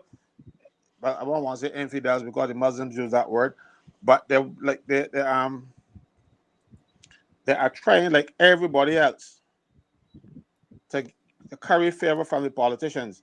So even if they have to discount the word of God, because I heard one minister talking about taking the word God out of the Constitution. I said the Creator. Mhm. I was ashamed of him, and I said that. I went to a funeral and I was sitting there, and he was looking at me, and he started preaching, and he even mentioned, but people frightened for some people, and they walk in the room, and I look at him, man, looking at me, and I said, look, he was so angry with me that even in his sermon, he had to make some reference because I will not back down from telling the church that they're doing nonsense, that they should be ministering to the people of the country, whether you have your political affiliations or not, you must speak truth. But Mhm. many of them, Yeah. Caswell, don't know how to relate that truth in the Bible to the reality of people's lives. And this is probably why some people are talking about spewing the Bible. They don't have the capacity to make it a practical relation in terms of what the Word of God says. I, And, I, and I, what I say to Mhm. you, right? Um, a lot of people would not know or do not know that Freddie and I were Barbados Labour Party people together for years. yes, for years, But Freddie is years. saying when they're wrong, and I respect that. A lot of other ministers I can't say the same thing about because they decide that they are Barbados Labour Party, come hell or high water. If the Barbados Labour Party says so, you can well find it between Genesis and, and Revelation. It's got to be somewhere in there if the Barbados Labour Party says Yeah. it. Yeah. As far as some ministers are concerned, Mhm. they Mhm. have they should take off the frocks if they're wearing frocks and go and find a job somewhere else because they are not ministering the word of God. They are ministering to the word not of Motley. Yeah. And that's what Adrian Hines is saying. He says it is deeper than that. The leadership of the church in Barbados is infested with political allies of the motley It's machine. I he's see he's Miss right. McLean here. He's Yeah, I right. see Miss McLean. He's Good right. night, Miss McLean. How Good you doing? night. Good night, Ms. McLean. Hello, good evening, good night, everybody. I'm doing all right. I'm listening. Hi, Maxine. Hi, Caswell. I heard about a certain priest of my denomination on the weekend, and it's unfortunate, but I think politics is part of religion, is part of daily life, but partisan, it's like when people use the word politics, I often say that there's a confusion between partisan politics and politics. Because when we talk the work of government, we talk in politics. But when we start to behave in ways in which we come down on in certain ways without a rational and reasonable basis, and we become very partisan, I have a difficulty Problem. with that. Problem Yeah, exists. And Problem yeah, it is exists. unfortunate when we see that, but I guess all I would say is that the church is a hospital for sick souls, including those who hmm lead us sometimes. yeah, But yeah. it's a sign of the times as well. I mean, well, this is it. People have ways of. It is unfortunate when we look to our spiritual leaders to lead. Sometimes they follow in this sphere. But In this in let me this just stay manner. as a member of the congregation, and Maxine, 'Cause I Maxine, know. if I am not your priest, but if I was, I wouldn't let you stay in no position because the position that you carry is the same one that I carry in a different environment. mhm. Yeah. That's the No, you, difference. you, Miss McLean, I know you are as someone who you really, in terms of young people, yes, you're a church woman, but you in terms of young Practical people, church you woman. support, yes, you support young people, and that's one of the Yeah, we have things young that people in the church too. yeah, Go ahead, sorry. that really connects you and I. And I don't know if you heard about what happened to the young people who went to NIFCA with a piece declaring their belief based on the Bible, based on Genesis, and Hmm. based on science. And it wasn't anything that was pulling down any group of persons. It was saying, I am a boy, I am a girl. And the NCF, through the NIFCA judges, have disqualified that group. And so these children, I spoke to some of them tonight. They're telling me they don't understand because they would have just done it to 600 people who stood up and gave them standing ovation, and they want to know, Auntie, what did we do wrong? And as somebody who I just wondered if you had heard anything about that and had any comment. If you don't, it's okay. I'm hearing. I think I saw the title of the presentation, but I want to say this, and I was trying as you were speaking. I was trying to remember some words that I heard Professor Barito use last week at a lecture that she gave at the university. And she was talking about the whole notion of inclusivity creating exclusion, the irony of that, and the unfortunate reality Mm. of that we are talking Can about you repeat people's that? like, In uh, inclusivity, that creating creating exclusion. exclusion. I will Mm, ask her to give me the exact words. I'll go back and get the lecture and see if I can get it, because I thought mhm, it was a very powerful way in which she summed up what I consider, from my perspective, to be the situation that we are facing. And because at the end of the day, we have to accept that the issue of the LGBT community, and that they're speaking about human rights, but at the mhm, same time, we are seeking to deny others. So in other words, we live in a society where all of a sudden, if you subscribe to a culture, a belief, an existence that is heterosexual, and you want to say so, people figure that you're doing something wrong. And so I get very concerned, especially when we're talking about the arts. We talk about poetic license, we talk about expression, freedom of expression, and these kinds of things. and it would be useful to hear. Is it, you said it was the national? It was the. It, Was where the was the? national? It was held at it was held there at Queens Park in the Daphne Hackett Joseph Hackett Theater, and we have it in writing. Actually, we showed it on. They finally sent it in writing today. Exactly why it was disqualified, and Okay. the main thing was that it was not as far as they're concerned in good taste. I'm not sure because which is confusing for the children because whose taste? Because they had the entire Camamere, they were up on their feet and people were asking for it to be held over the next day. This is just regular Barbadians. So, we just wondered about that, Well, it would be good for them to, well, useful for them to give you a better explanation when they say in not in good taste. What exactly does that mean? So I think it is unfortunate. I have not seen the production, and from what I understand it to be, I'm not sure that it should be deemed. I'm trying to read what you have here, but more explanation is given. And as I said, in seeking to demand rights, we have to, if we're talking about rights, we have to think about rights for all, and how in doing some of this, how are you negating the very thing that you say that you're promoting? So that is yeah. my concern. Yeah. Well, there's a meeting that is going to be held on Saturday morning. I hope you can join it, Miss McLean. It's 8:45 a.m. because we're dealing with different time zones. There's a lawyer that is coming on from the UK. Who's been Mm, dealing with a lot of these cases where a lot of churches they're losing their bank accounts, some are being charged, just some speaking, um, just some speaking in church.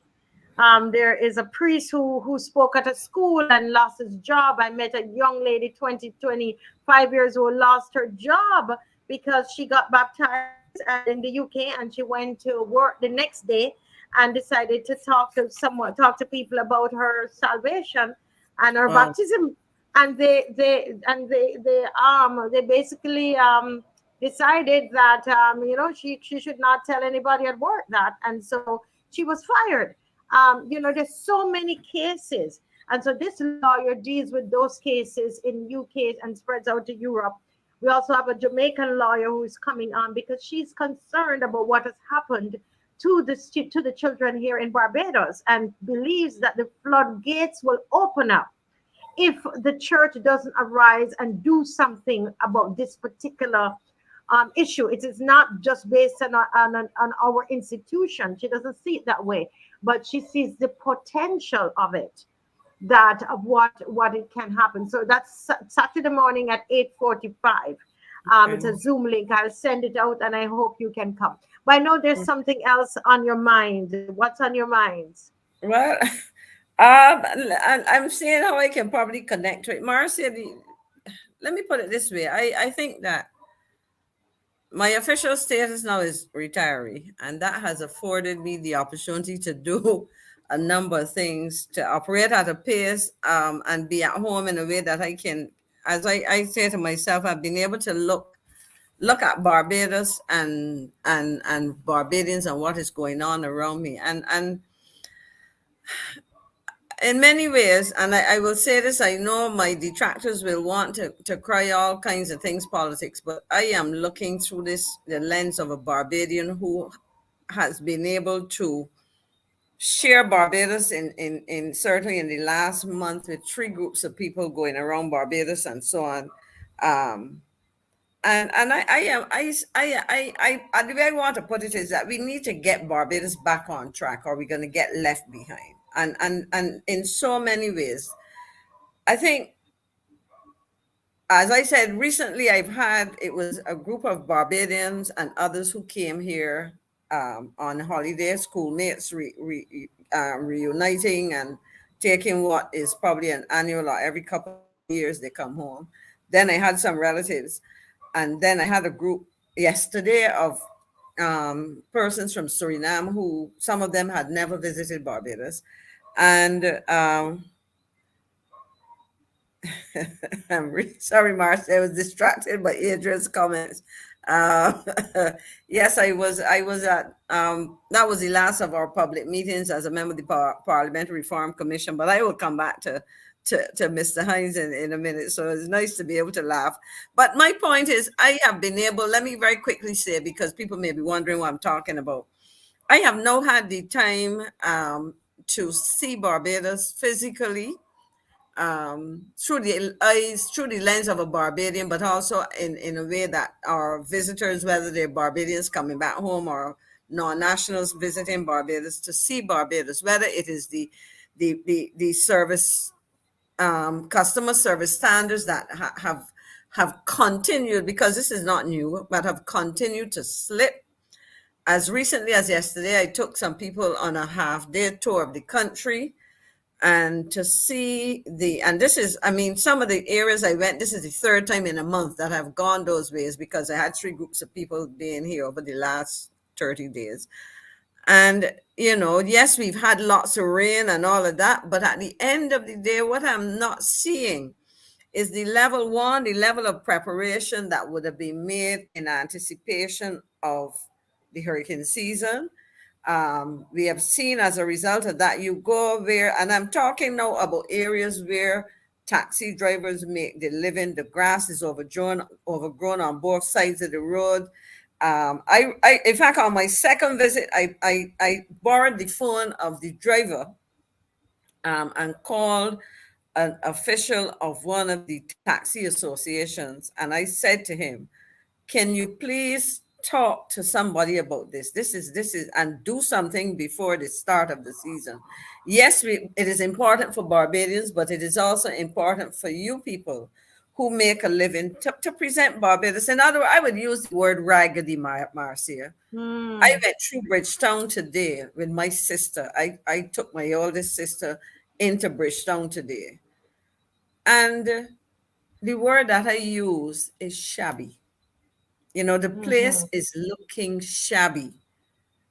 I drive down the street from my house to the traffic lights at the top of Wanstead Road, and there are trees, not on private properties, because at one stage I thought it was private properties, but there are trees in what I would call no man's land, therefore I believe it's government land, extending more than halfway across the highway.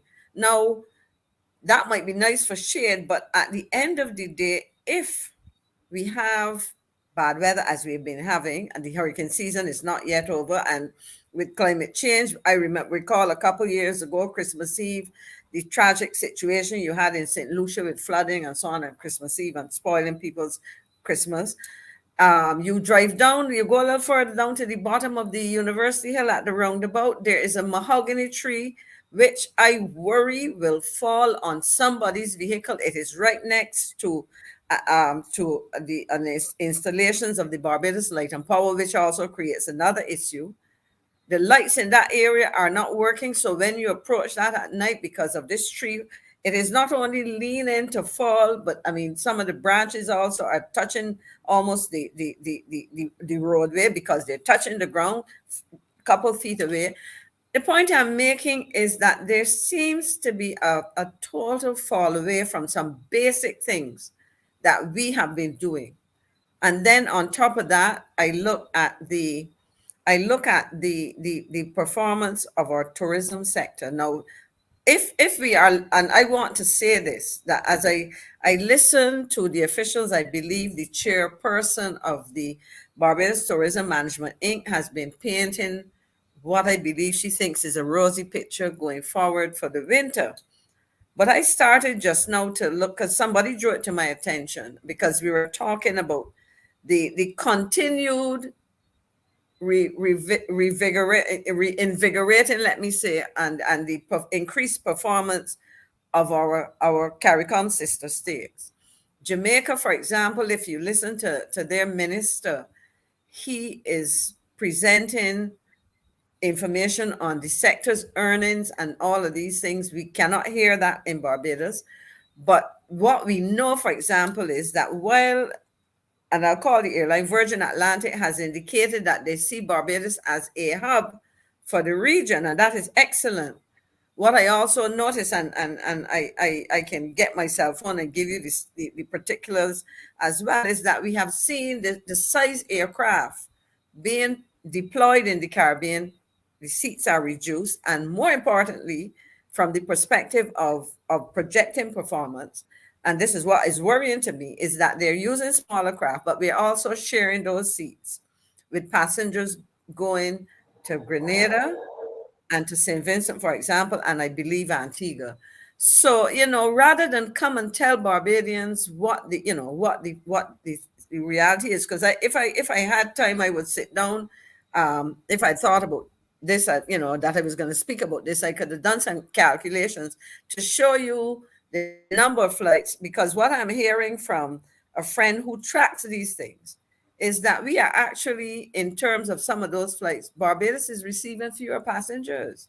So, what that says to me is, Maxine, look, the people who are responsible for the industry, for planning, for advising the stakeholders in tourism, for example, and I focus on tourism in the first instance, because that is our bread and butter.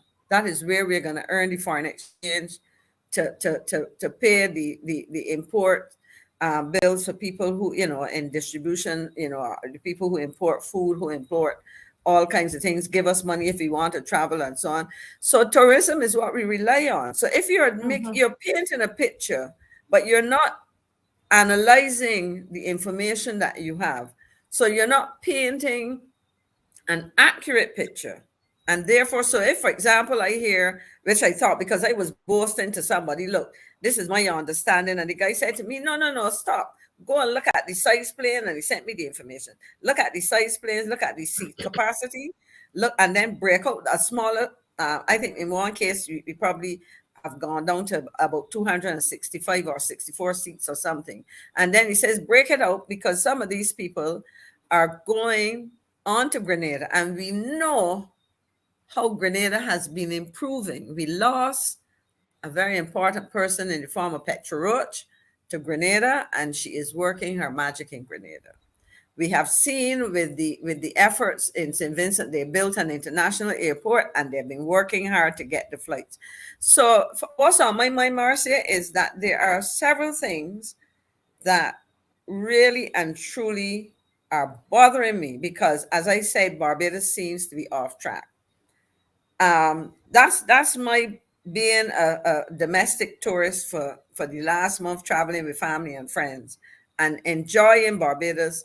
And I remember yesterday, and that's, I've spoken about the negative, but on the same token, there was a delegation of Surinamese business people here, and the attorney that came with the group, he said, oh, Barbados is if this isn't heaven, then this is the next best thing to heaven. So he enjoyed Barbados. And so I'm seeing that through his eyes. But then we drive, we go from one particular point where these, and this is the beautiful thing. And we are hoping, as I say, keep your fingers crossed. We went down to the area of the crane, and on the, looking out to the Atlantic, perfectly beautiful blue water. I can send you some photographs I took. And I'm saying to them, let's hope that we don't see the sargassum as the season comes.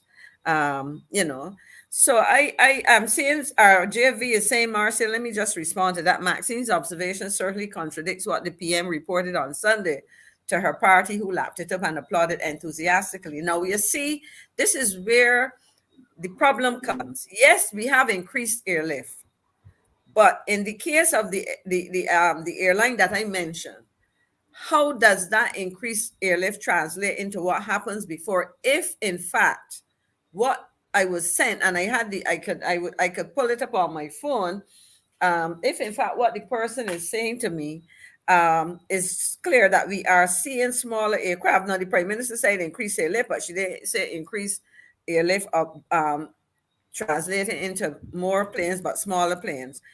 Because if that is the case, then we you know what we say, what we gain on these swings. I have it here. Let me see if I can give you an example.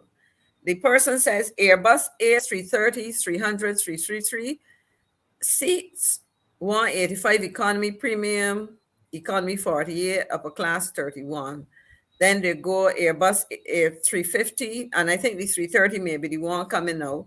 And this one, Airbus 350, 1000, economy 235, premium 56, upper class 44. Now, if we use those two, and those two, the latter one was the one that was coming before, and the other one is what's coming now. If that is the case, we move from 235 economy to 185. So that is about 15 and 35, 40, 50. That's 50 seats less in economy. So, so when you do the numbers, so I would say that part of what has to happen, and it is more than trying to make people feel good, because you know what would happen? You applaud, you're loyal supporter, you're at your annual conference, and you applaud and all of that. But when you go back to your job as a taxi driver and you don't get the business, what then? Because remember, tourism, whether even as much as we look to build out things in the summer, tourism is still cyclical, in the sense that we have a peak period and then we have a down period. For example, if you look at what happened this year, no cruise ships in the summer.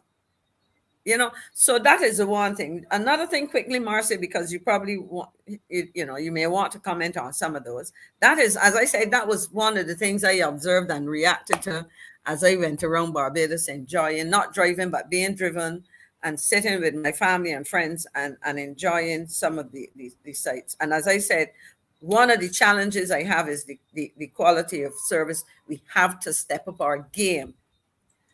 And I would have spoken about this, I believe, on a previous show. I also earlier this year went on a cruise, having been involved in the industry for about 13 to 15 years. I not only was enjoying the holiday, but I was also observing and making mental notes.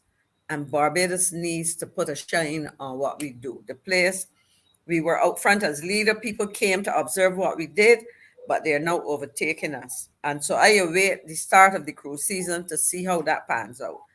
My second position, Marcia, has been as I've served as president of Alumni Association. And I want to say something about young men. Because I was president, I attended the second graduation on the Saturday evening of the graduation weekend. And on the Friday, I attended the award ceremony of the Faculty of Social Sciences, because there's a marketing plaque given in my name as a former marketing lecturer. It was my honor to teach the first marketing course at KFL back in the early mid 80s, quite a while ago, frankly. Caswell, telling them how old I am, that's okay. But I sat there at the awards on the Friday morning, and then at the graduation ceremony in the evening. And I made it a point to applaud every young man, because there were few and far between. And that, Marcia, has worried me. And let me say very quickly, for those who said, you identify a problem, I tell people we are good at diagnosing, discussing, and describing, but we have to decide to do something. And immediately at the end of the ceremony, at the faculty ceremony, I went to the deputy principal of the campus and I said to him, Professor, this is bothering me and we have to do something about it. I said, I cannot speak for my executive, but I have a proposal I will put to them. And I said, listen, we have to get our boys thinking about post-secondary education. And in this case, a part of that has to be, because I'm thinking now as president of the alumni, the alumni of the university, that part of it is trying to convince young men that university education is worthwhile. But as I said to him, my focus, even though I am sitting in that position, is not only university, but tertiary education. And we have to look to see what is happening. And I said to him, and then I spoke to the principal of the KFL campus as well, and he introduced me to the president of the guild of undergraduates. I think, I'm not sure what the correct title is now. I've been around the university so long. And so they are already doing the program. And what I am committed to, and I will use this opportunity to ask alumni of the university and graduates and males of our secondary school system, particularly what they call the newer secondary schools, because the Harrison College boys and the Queen's College boys, a lot of them already have clear ideas of what they want to do. But I want to go into these schools, or have males in particular, because if you go in the school system, the boys are exposed to women in almost every, whether it's nursery, primary, and secondary for the most part.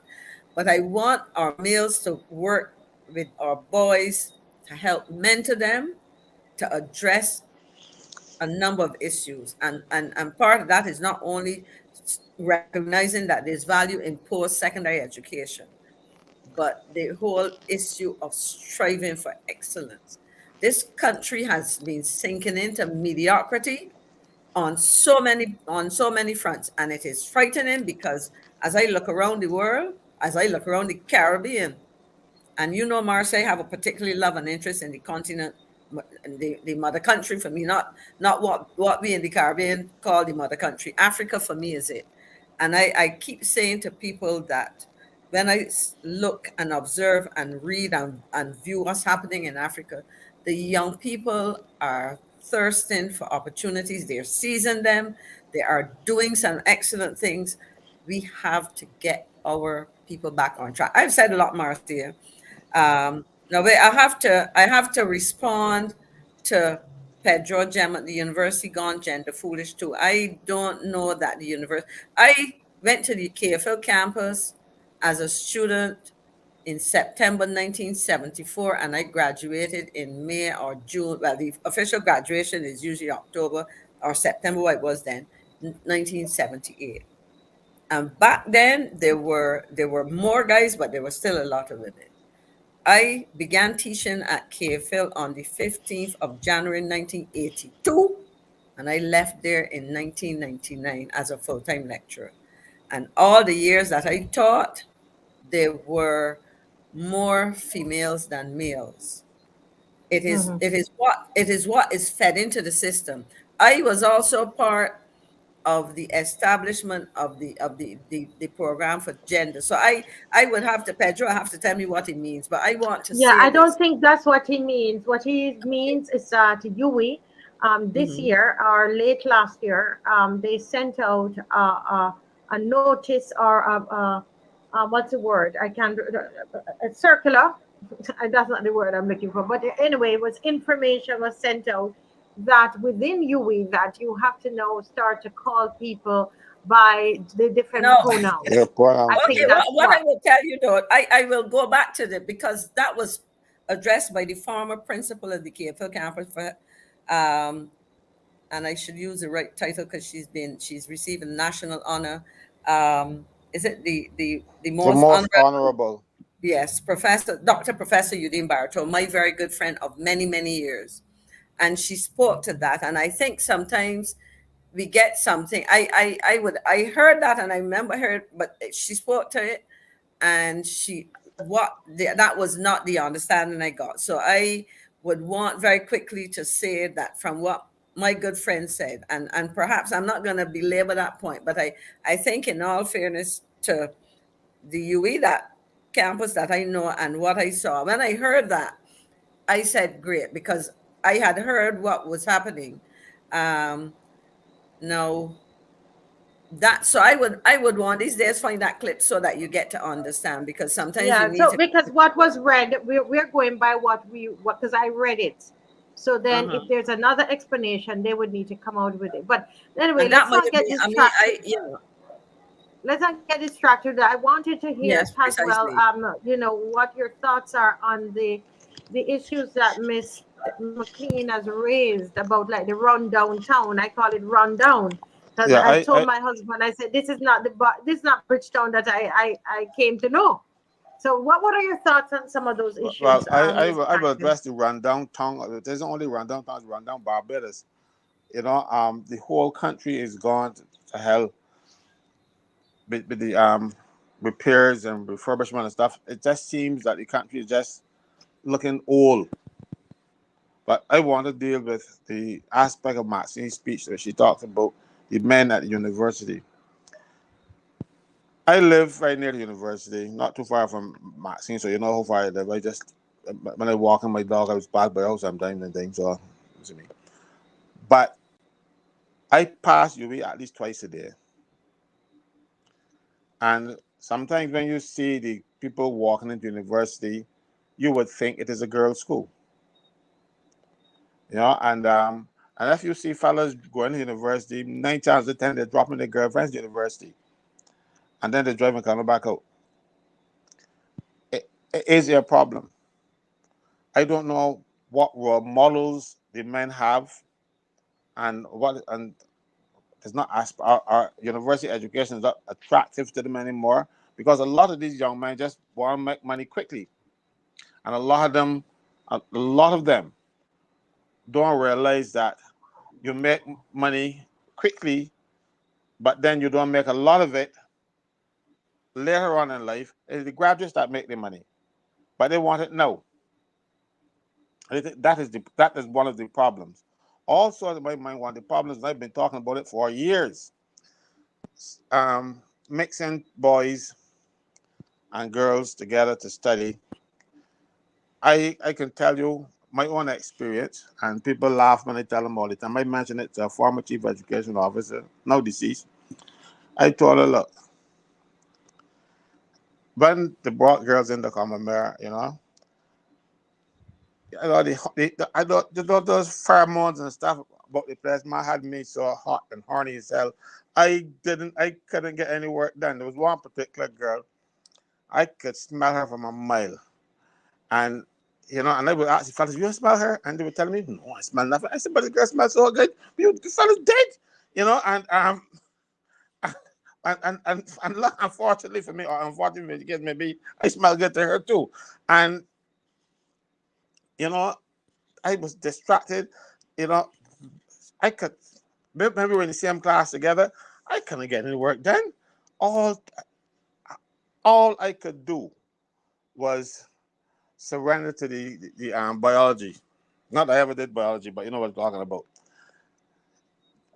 I don't mind if you have little boys at primary school level and stuff. They don't have any these things, but from the time you start to develop these feelings and stuff, you gotta keep away from the girls or the fellas, and the fellas are not going to succeed.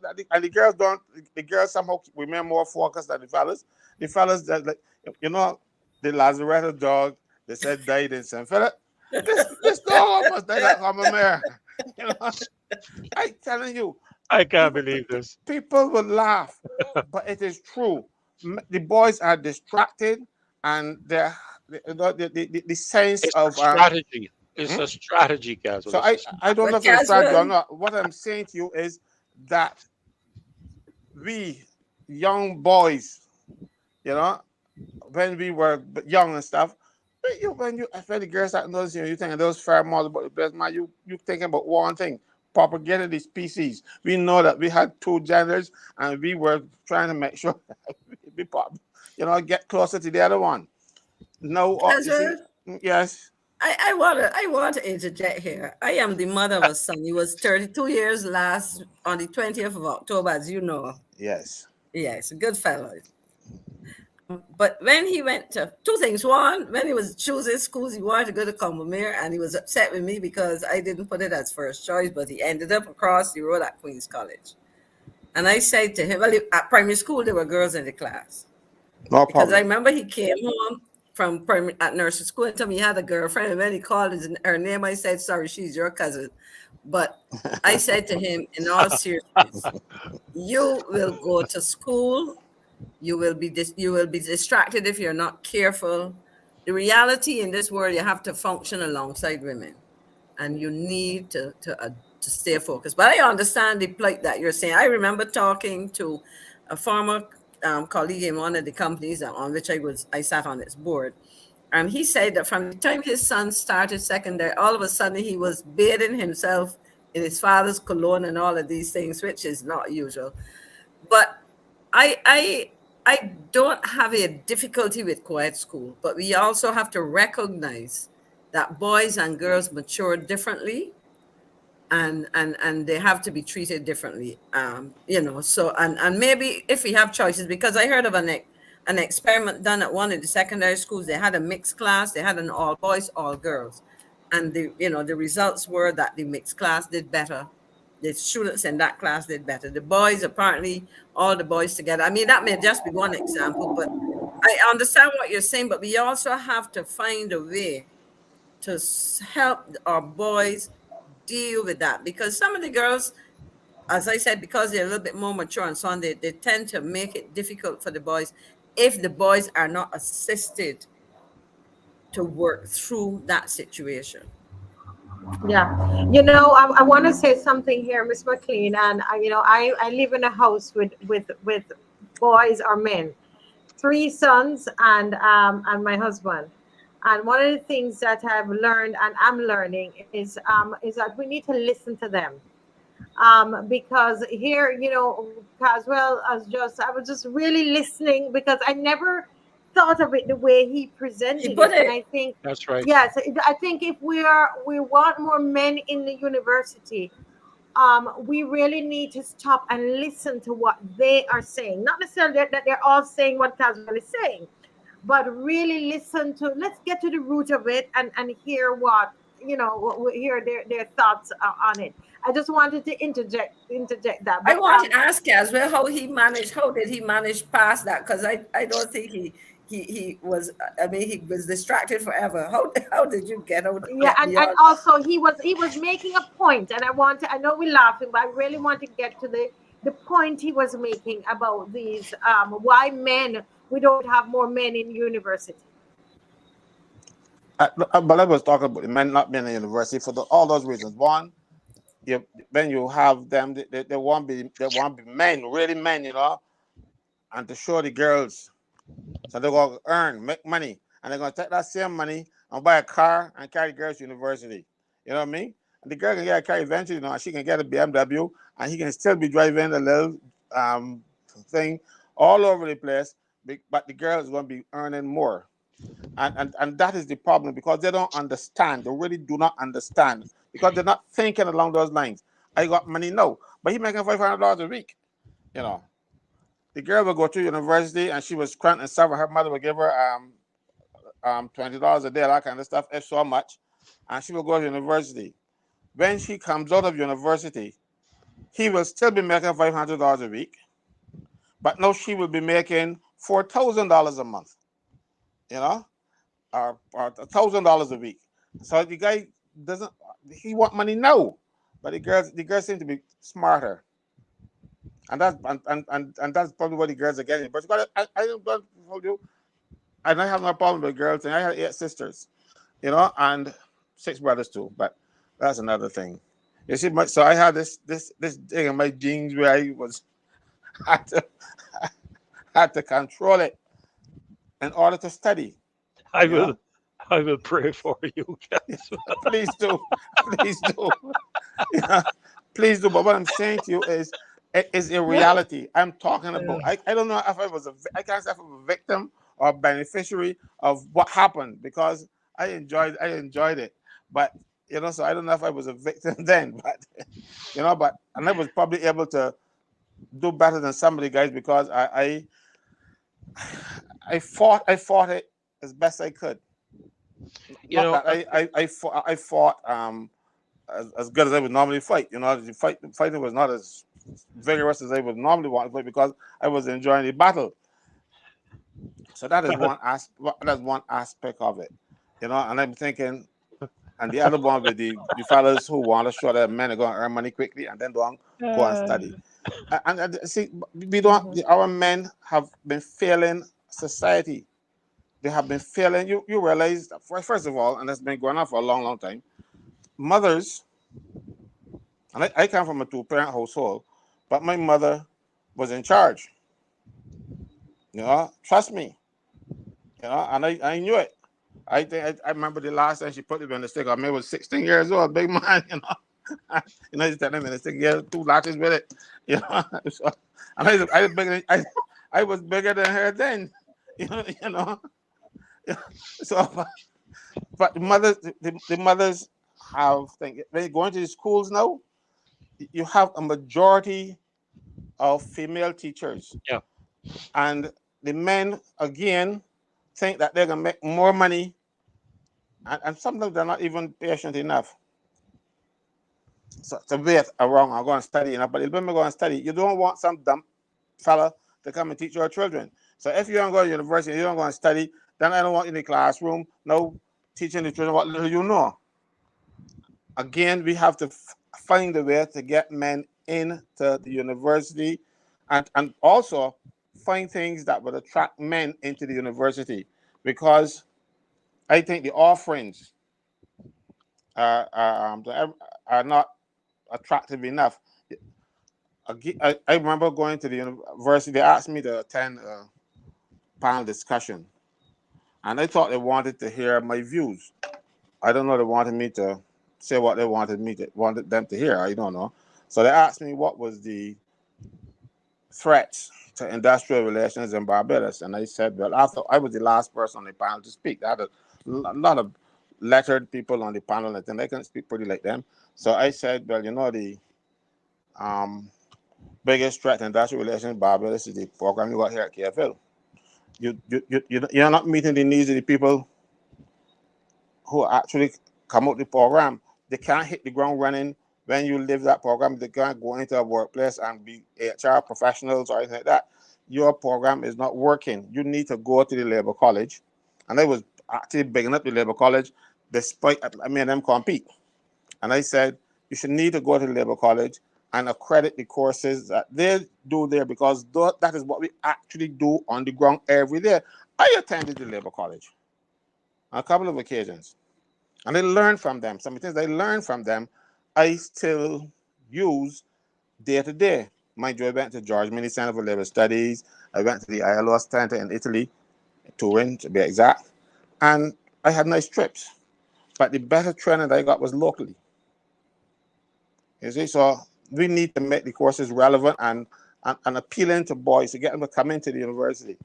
I think that might be another aspect of it that you got to try. The next thing Maxine talked about was the country and how it looks. I have never seen Barbados look this bad. The roads are done, the buildings are done. Even though the police here are complaining. Mr. Franklin, I want you to hold that thought. I want to complete the university. I know she did it in succession, but let's hold it, because the comments are coming in. Don't forget that, because we want to come back to that. I want to hear Dr. Purdy's his thought as a male on exactly why, and a serious thing, why we're not seeing as many young men graduating from the university. Trevor Seeley says, years ago, I heard secondary school boys saying the female teacher give preferential treatment to the girls in the class. The boys are made to feel like second-class students. And my boys, they complained about that sometimes as well. I don't know. What are your thoughts, Dr. Ferdinand? Well, I'm sitting here listening with interest. Just today, I attended a session with my grandson and his mother. And one of the things that we pointed to was the fact that you need to start paying attention to what are the skills of your child early. The teacher brought out a page with a design around the side of the page that I actually thought, Marcia, was printed, only to discover that my grandson had drawn it with a pencil. And so I don't know how the university structures, or for that matter, how government structures its educational process. But we have placed a lot of emphasis on academia.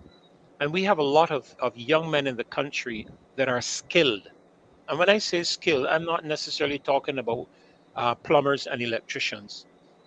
We have a lot of them that are skilled in technology. A lot of them that are skilled in other aspects. I don't know how the Samuel Jackman Prescott Polytechnic is considered because I went to school. I don't know how many of you all may know him. I went to school with a young man by the name of Medford. You know the Medford Mahogany Works. Mhm. Mhm. He was not necessarily brilliant in academia, but he was brilliant in woodwork. He was Mhm. absolutely. I could not hold him in woodwork, no matter how I tried. Look at him today. And so I think that we need to start paying attention to some of the, and I'm specifying the men here, paying attention to some of the um, skills and the habits that you see them developing as they are growing. I Mhm. used to criticize my mother and tell my mother that, they always wanted me to be a lawyer or a doctor. I didn't want to be a doctor because doctors don't talk, and that was on my report card all the time, too talkative. I said maybe a You lawyer, too. yeah. I said maybe a lawyer might cut it. But I was into motorsports. I loved the cars. I loved it driving. I could see there was a future for me in driving, but my mother couldn't see that. Of course, you all know my sister, who did a lot in athletics because, as a family and as parents, my parents got behind her because that was her skill. And both my brother and I still feel to this day. Well, I can speak for myself. I think he would still feel to this day that had our parents got behind us in motorsports, we might have gone all the way up to international rallying or Formula One racing while we did not necessarily have all the academia. Now, I'm not suggesting that academia is not important because you would know coming out of the United States, basketball teams and so on, you don't go anywhere as a professional in basketball and those sports in the United States without a proper education. So I'm not suggesting that by any stretch of the imagination. But also, let me say, I have a grandson attending UE, and I am regularly there to pick him up and drop him off. And I must confess, I see quite a few young men up there. I'm not going to say that there are more men than there are women, but I see quite a number of young students, young male students at UW. I haven't necessarily stopped to examine the ratios, but when I'm driving in, I see a lot of young men walking in with the girls. I see a lot of young men walking out on their own. I see them going into classes on their own. I don't know what the percentage breakdown is like at this particular point in time. And I don't know if what you're treating to casual is the tutoring or the attendance. I'm talking about the students that are going there. But the other thought that comes to my mind is after all of these kids are finished university, where are they going to work? What are they going to do? What vision have we given from a country standpoint that the university should be crafting within its agenda to produce people who will work in the places where they're needed, and not necessarily for the case of having a degree? A lot of people are coming out of university with degrees and not finding a job. And if they do find a job, it's nothing to do with their degrees. And I know a number of them who are in that, and they feel to themselves like if they've wasted their time, wasted the 4 or 5 years or whatever it is, because they come out and they are a bank teller in Scotiabank, working alongside of my daughter who never darkened the doors of a University of the West Indies. Okay, and I'm not. Don't get me wrong, please. I'm not criticizing local uh, our local educational system from that standpoint. My daughter and Maxine, I think you know Teresa. I think you know Teresa quite well. Holds a management position at the Hilton from pure skill and ability and hard work. She's a very hard working young lady. And so I'm just thinking, okay, I hear all of this stuff, but when all of these kids are finished and you look at the graduation, I sat down and watched the graduation. It was absolutely fabulous, and I admired the young people come, but I asked then, where are they going to work? Where are they going to pull in that 4,000, $6,000? Where in Barbados are they going to pull in $6,000 a month? Unless they're going to take that degree and go overseas. And I've found in many instances when they do, they are accepted and embraced and paid very, very well overseas in other countries. I remember, one general election um, when Arthur had a meeting at St. Michael's School with the young people. And I remember one of the things he said, Caswell, I don't know if you would have heard this. One of the things that he said to them was, don't limit your ability to work to Barbados alone, but look beyond the shores of Barbados. Consider some of the other Caribbean countries, Trinidad, St. Vincent, Grenada, St. Lucia. And I thought that was excellent advice because in a country where we exist now, you know how many lawyers we're turning out of university, how many this or that. Um, to me, that is a challenge that I see, and I wonder how we are That going you to be see. able to navigate that. Yeah. If I could, Uh, Marcia, I think I want to, first of all, to Pastor Ferdinand, the ratios at KFIL are probably at best 70% women and 30 males in most faculties. If you look Okay. at a photograph recently of the attorneys being called to the bar, Yes. there were probably three men in a group of over 20 persons. Yes, I If saw you that. look at the traditional disciplines that were considered male, if you look at the graduating class of medical doctors, Hmm. you would see now that the majority are probably females. I want to speak. I think Travis Seeley posed a question: how do we address the discrimination being given out to the males in the classroom by female teachers? One, it has to do with individuals. I was a lecturer. I didn't teach children. I taught adults. Um, Range in the full range. My very first class had my son, the school principal, in the class, which was a little intimidating for me. But anyhow, I had to be sensitive to the realities of the classroom. If you're familiar with the University of West Indies structure, you have a big lecture theater. You go in and you teach everybody, and then you break down into tutorials where you have. In my early days, you might have had when I was a student, 10 people in a tutorial. In my days of teaching, 25, 30. And when I looked around the class and saw three or so males in the tutorial, I was extremely careful how I addressed the males, because you could see that when they walk into a tutorial, a woman standing in front of the class or sitting in front of the class, a room of, let's say 20, 25, and there were 3 or 4 to 5 males. And so it is about understanding how mhm. trying to understand the male psyche. As a child growing up, I told my son that I could not teach him to be a man. I could teach him about the kind of man that I as a woman would want to see him being. His a critical part of that was the role for his father to teach him that. But it's about being trained as well to understand. I remember I went into a class and I had just come back from a period of 2 years overseas, and I decided to introduce something the Americans do: 10% marks for participation. And it was a final year compulsory course for people in management. And you would go around the room and people will speak and whatever, and you evaluate that, you ask them questions, whatever. And after a couple of weeks into the course, I realized that there was one young man in there, and he said to me very brazenly, and I think he says, "I am final year. I have never spoken in a class." And I said to myself, that bravado doesn't think. So after the class, I said, "I want to have a word with you." And I said to him, "But 10%, 10 marks, or any part of 10 marks can make a difference between a pass or a fail, an A or a B. It can make a difference. So 3 marks may take you to an A, or it may stop you from failing a course. So you should participate." I said, "But I'll tell you what to do. Do not wait on me to ask you anything. When you think you have something to say that you're comfortable, that you think is correct, and nobody's going to challenge or whatever, because I think his was a fear, not the bravado that he was." And I said, "Just do it." And I can tell you, by the end of the course, he was one of the more vocal students, making very good contributions.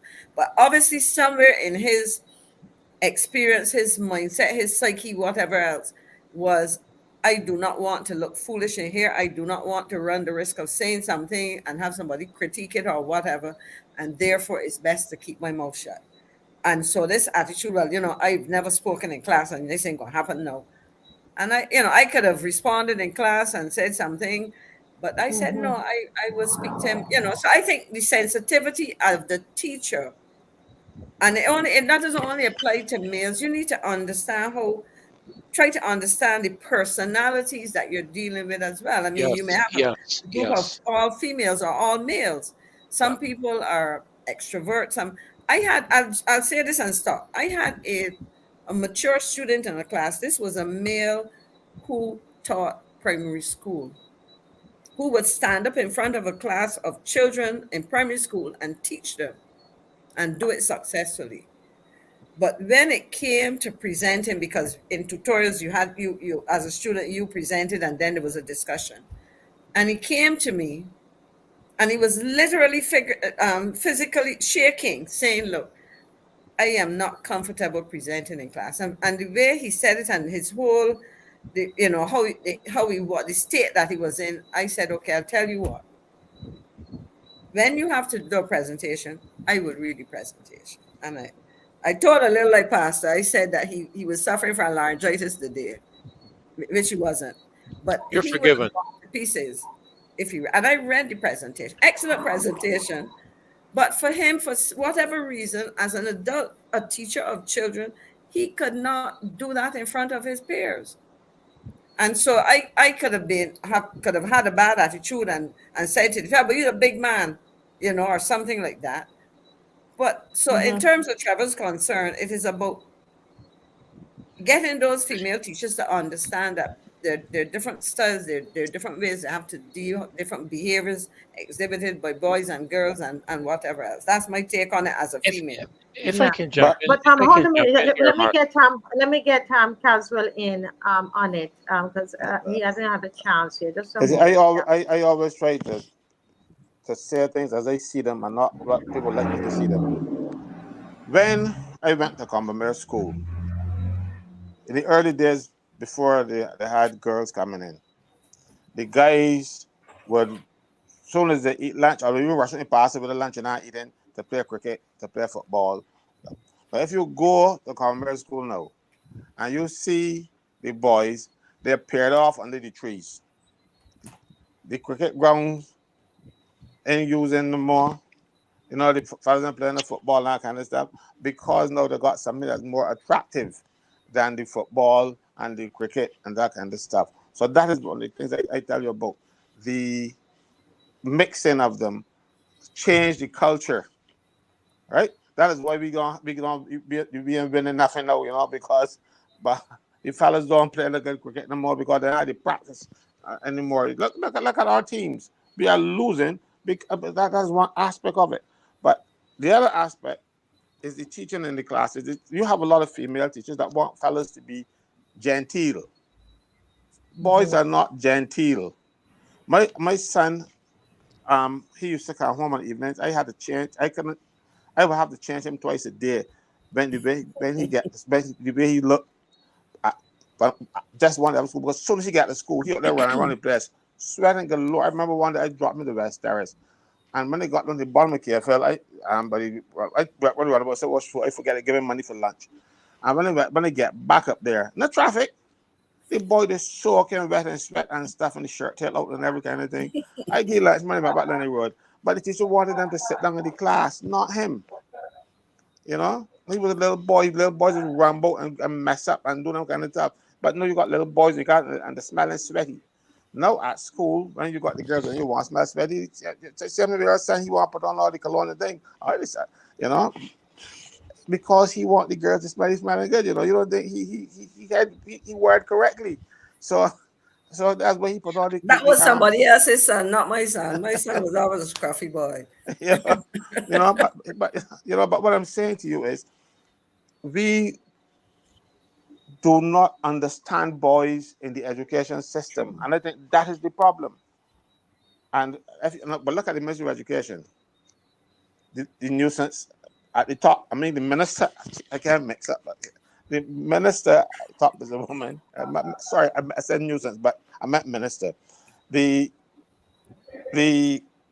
female chief education officer, female, permanent secretary, female. You know, it's only after you get below that level then you might got a one-off man there. They don't understand boys. And so when you don't understand the boys, you try to make them little, um, well, like, hold on, the girls, the thing. You know, like for instance, if those people went into a boys' school with their swords and stuff like that, you know, some one of them might have died because the fellas would have been sweating and rough and thing, and the fellas might got a knife too, you know, and because they know that was a simulation, and the children didn't know, one of those actors would have been dead. But the girls cowered and trembled.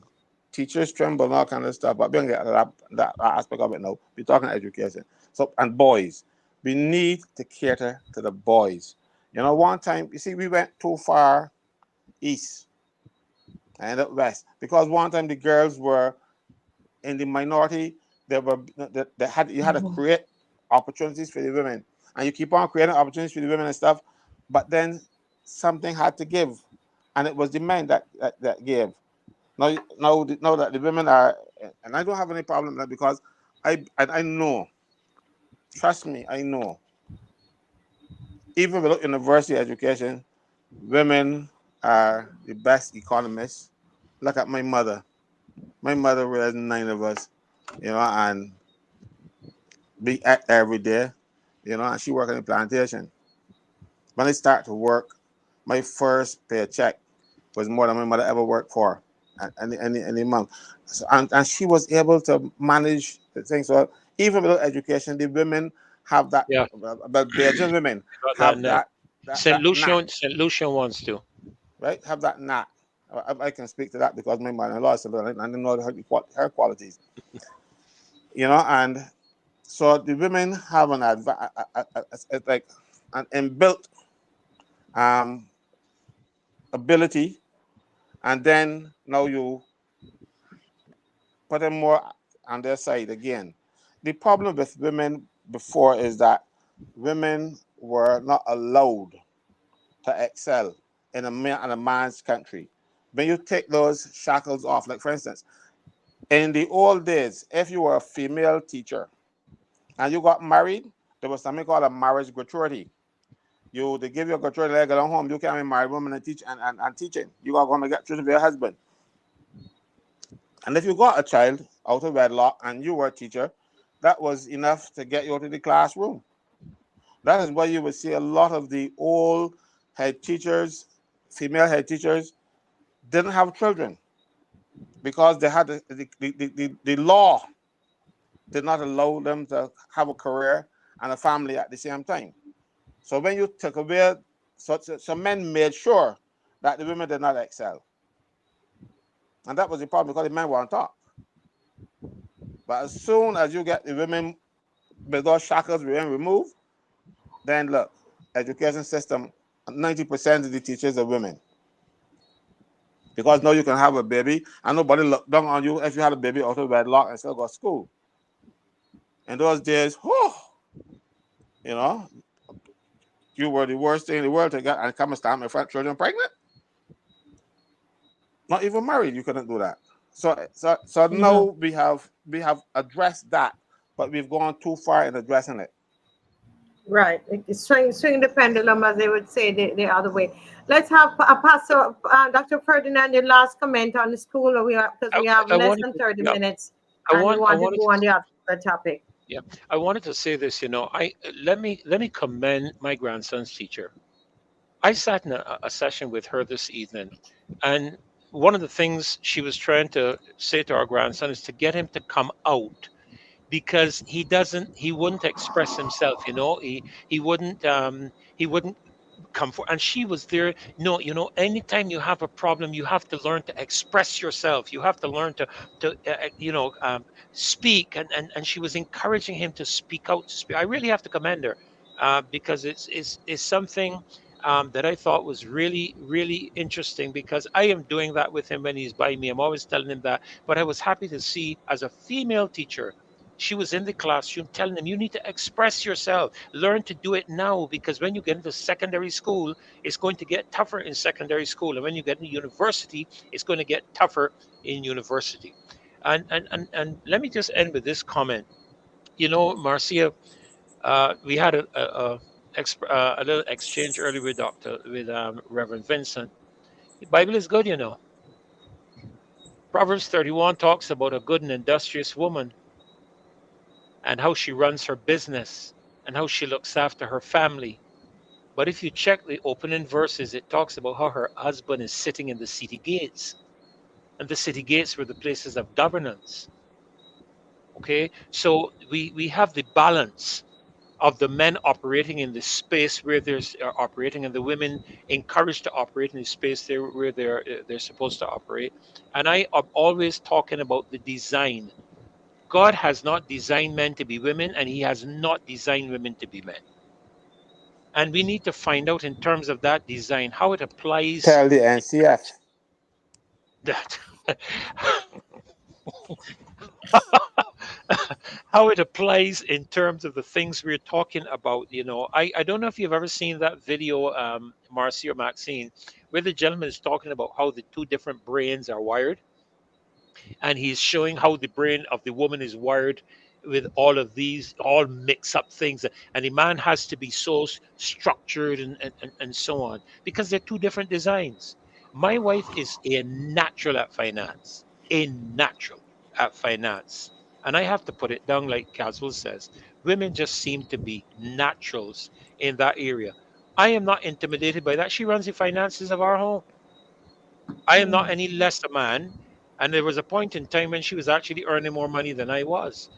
But we were a couple together, and we did not see an issue where that was concerned. And I think sometimes these things that come out of the home help to flavor how our children see and how they are seen, and affect their capacity to function in their classrooms. And I think that, you know, as parents too, I think we have a lot to contribute where that pulling forth of that capacity in our children are concerned. You see, Freddie Yeah. is actually telling you that his wife said, "You're the man of the house." Yes, she did, and she followed it up with a statement, and I give you permission to say so. Okay, Caswell, you were making a comment about you were making a comment about the state of just Sorry, Bridgetown. sorry, As I sorry, was Marcia. saying, Sorry, no, that's sorry, okay. Marcia. And just so you know, Caswell, she is watching the show. Huh? She knows me, so we just worry. Sorry. Go ahead. We were talking about the state of Bridgetown, and I was saying that when I go into Bridgetown, it just doesn't feel the same. It does look run down, Yes. and that was one of the beautiful things. You feel so when you walk in the town. It's just something lovely about it, and it was clean and so on. Now, really, I remember going into. We were doing a prayer walk in town one Saturday morning, and the human feces that was inside Hero Square.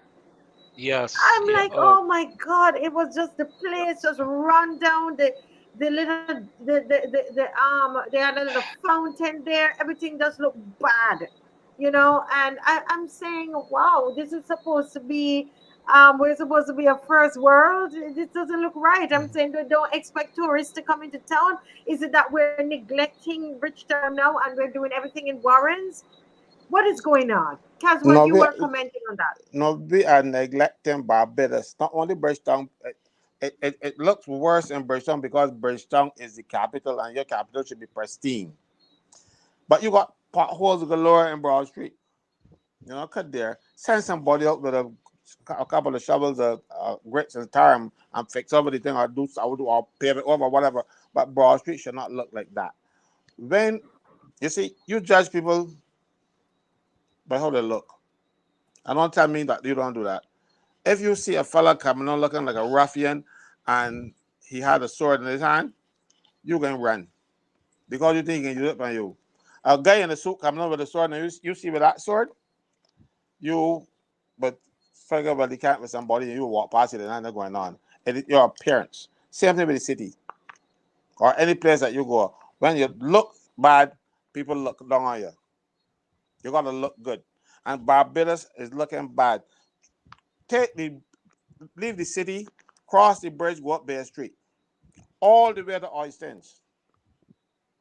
It is ruggedy.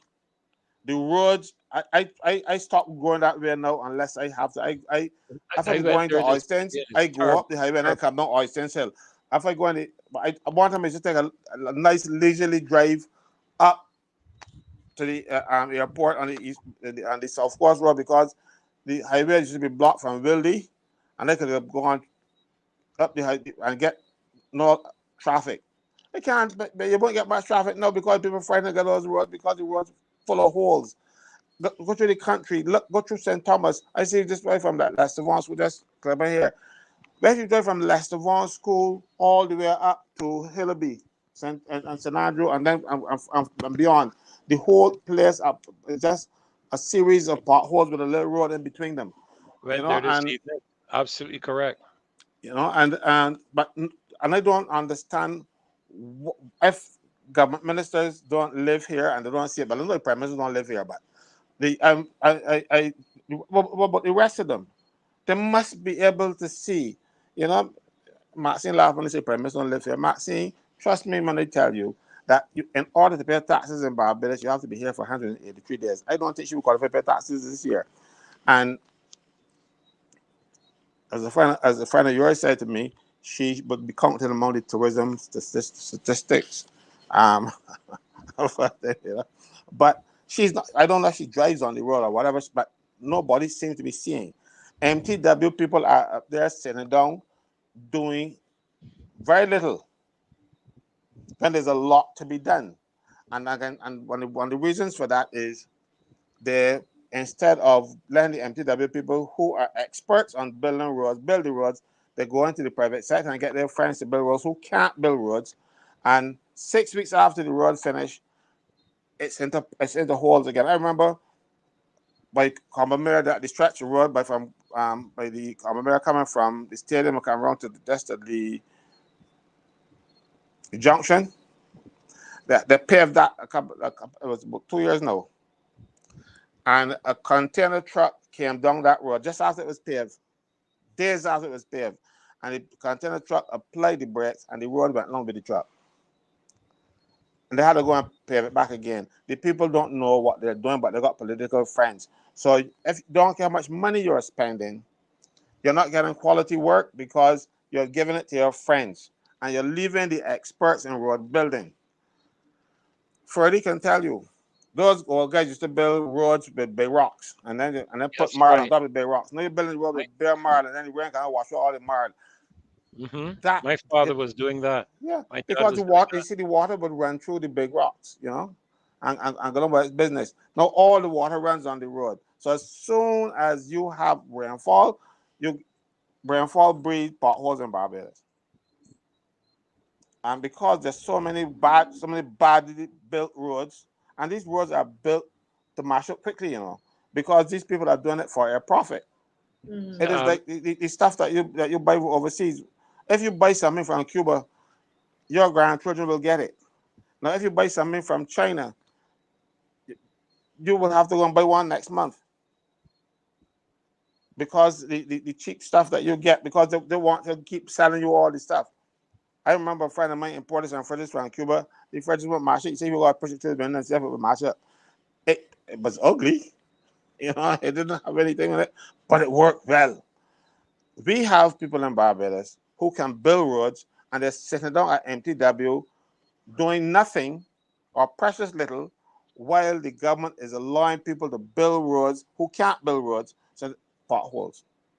The buildings, every building that the government occupies is in He's a in state. rundown. State of You just rundown. see the police now who cannot strike because that would be termed mutiny, but they have a right to withdraw their labor if under the Safety Health at Work Act the place is not fit for them to work in. They can come outside and say, "Well, I am working in there." And apparently they did that recently. They were all within their rights, so they can't really charge them with anything because the law allowed them to say, "Well, what they should do is to report it to the chief labor officer because they don't have unions, or they but it's not even association because the police association and law don't have the authority to do that because they're neutered, just like how the president officers were neutered. But and then you have the buildings, even the ones they rent them, they mash them up, and they go rent something else. A lot of government properties out there. So when you have government properties derelict, the place can look bad. It's as simple as that. Yeah. And unfortunately, we spend too much money in rent and renting from friends rather than maintaining the buildings that the government got. So look at the building that housed Barbados tuxedo. That's a dump. And they had bar tuxedo in the dump and opened it and let somebody in the carry out because it was a breakout. I will stick to that until they prove otherwise. Yeah. Nobody in break in. You know, I want to say tonight that people have been asking us to have some sit-down sessions where we can actually strategize, you know, Mr. Franklin, and come up with ways that suggestions, yes, but ways on how best we can continue to educate Barbadians, because part of this show is a lot of people talk about how educational it is, and I think we need to continue to educate. So we want to come together on November 11th, and you're going to hear more about that. Write it down. If you're serious about it, write it down. We're going to come together in November 11th at the same 10 o'clock that we would normally have the marches. We're going to bring food, right? And we're going to go into, we have some breakout rooms right there. We're going to be at on Upper Calamarac. I'm going to give you the address. And we're like we're going to go to school. We're going to go into a breakout room and deal with different areas. So we're going to have the child protection bill will be one area. NIS and pension. Kimar reminded me about that today. We had a long talk about this today with Kimar. NIS and pension reform, another area. We have education reform. I spoke with Rose Corbin about that, and she's going to head up that area. And the purpose of it is not just to talk about the problems, but to come up with solutions. And also, more importantly, how do we educate Barbadians on what is happening in these areas? So it's a how-to session. Okay, it's a how-to, and if you are interested in that, I'm going to put a number here for you to message me at the number there that I'm going to put on the screen, because we want to to put together a meeting on that of persons who are interested, so we can kind of go into this some more, even as we talk about the men in university, increasing that number. We want to go into that some more. And how can we reach the guys we have to talk about the job with water. I see you with the bottle. There's a session on water. Yeah. Yes. No, I you are wanted to hear muted. Matt sing. I wanted to hear Matt sing on this too. Because during the time she wasn't with us when we were dealing with the water issue. The government wanted us to drink sewage. I tried it. You see. So You you want will to hear me, Caswell? yeah, I That's wanted to what you hear say? your views on it, because I thought you would have wanted to delve into that too when you I actually the day you were on, well, I haven't been on since you had that conversation on the program, but I actually tried calling in the day you were on with Walter Blackman, because Walter was pretty firm on his position. And let me say that as far as I'm concerned, there was a call, I think his name, and I don't think he have a problem me calling him Mr. David Gill, who called in and he talked about parts per gallon and whatever parts else. per million. Per million, right, in terms of that. Now, we know the normal filtration process by which our wells, whether it's water from our washing machines, flushing our toilets, our kitchen sinks, or whatever, goes back into the ground. And it goes back I will call it in the form of trickles ultimately. We also know that we had a system of zoning where you tried, because there are parts of Barbados where large percentages of our water, the zone one area, for example, and I heard you mention that. Now, if you are taking, first of all, I said that the minister who spoke needed to come back and tell people exactly what he was talking about. But if you're going to have a system where, if I understand correctly, you're going to take large volumes of this gray, black, whatever, blue, whatever color water they call it, which is not fresh, pure water, but water that has been used and come in from a source system. And you are going to take that and you treat it, and it is in a form that is less than the quality of water, but you are putting that into the system in what I would call in layperson's form concentrated quantities. The effect is going to be, as far as I'm concerned, very different from a process which happens from, the wells filtrating down to the water table and so on. What it says to me is, and when the process happens as it has been happening for the hundreds of years that people have been living on this island, it would probably get dispersed. It gets mixed in with rainwater and other kinds of things. But this is, to my mind, a concentrated form. I happen to have gone to a water treatment plant in in Singapore a couple of years ago.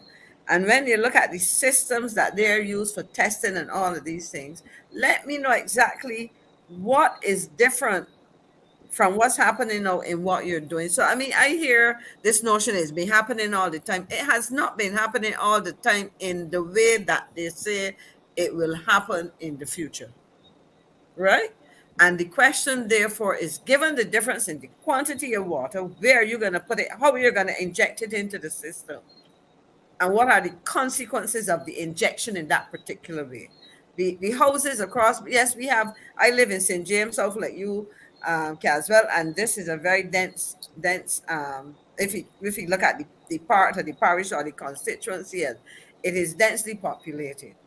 But at the end of the day, you're talking about collecting, as I said, which is concentrated in a way that it doesn't happen from household to household. So I don't agree that we've been drinking this all the time. We have been drinking water that has found its way back into the aquifers. But my question is the timing. Is this process going to be accelerated? And if it is accelerated, what are the consequences of that acceleration?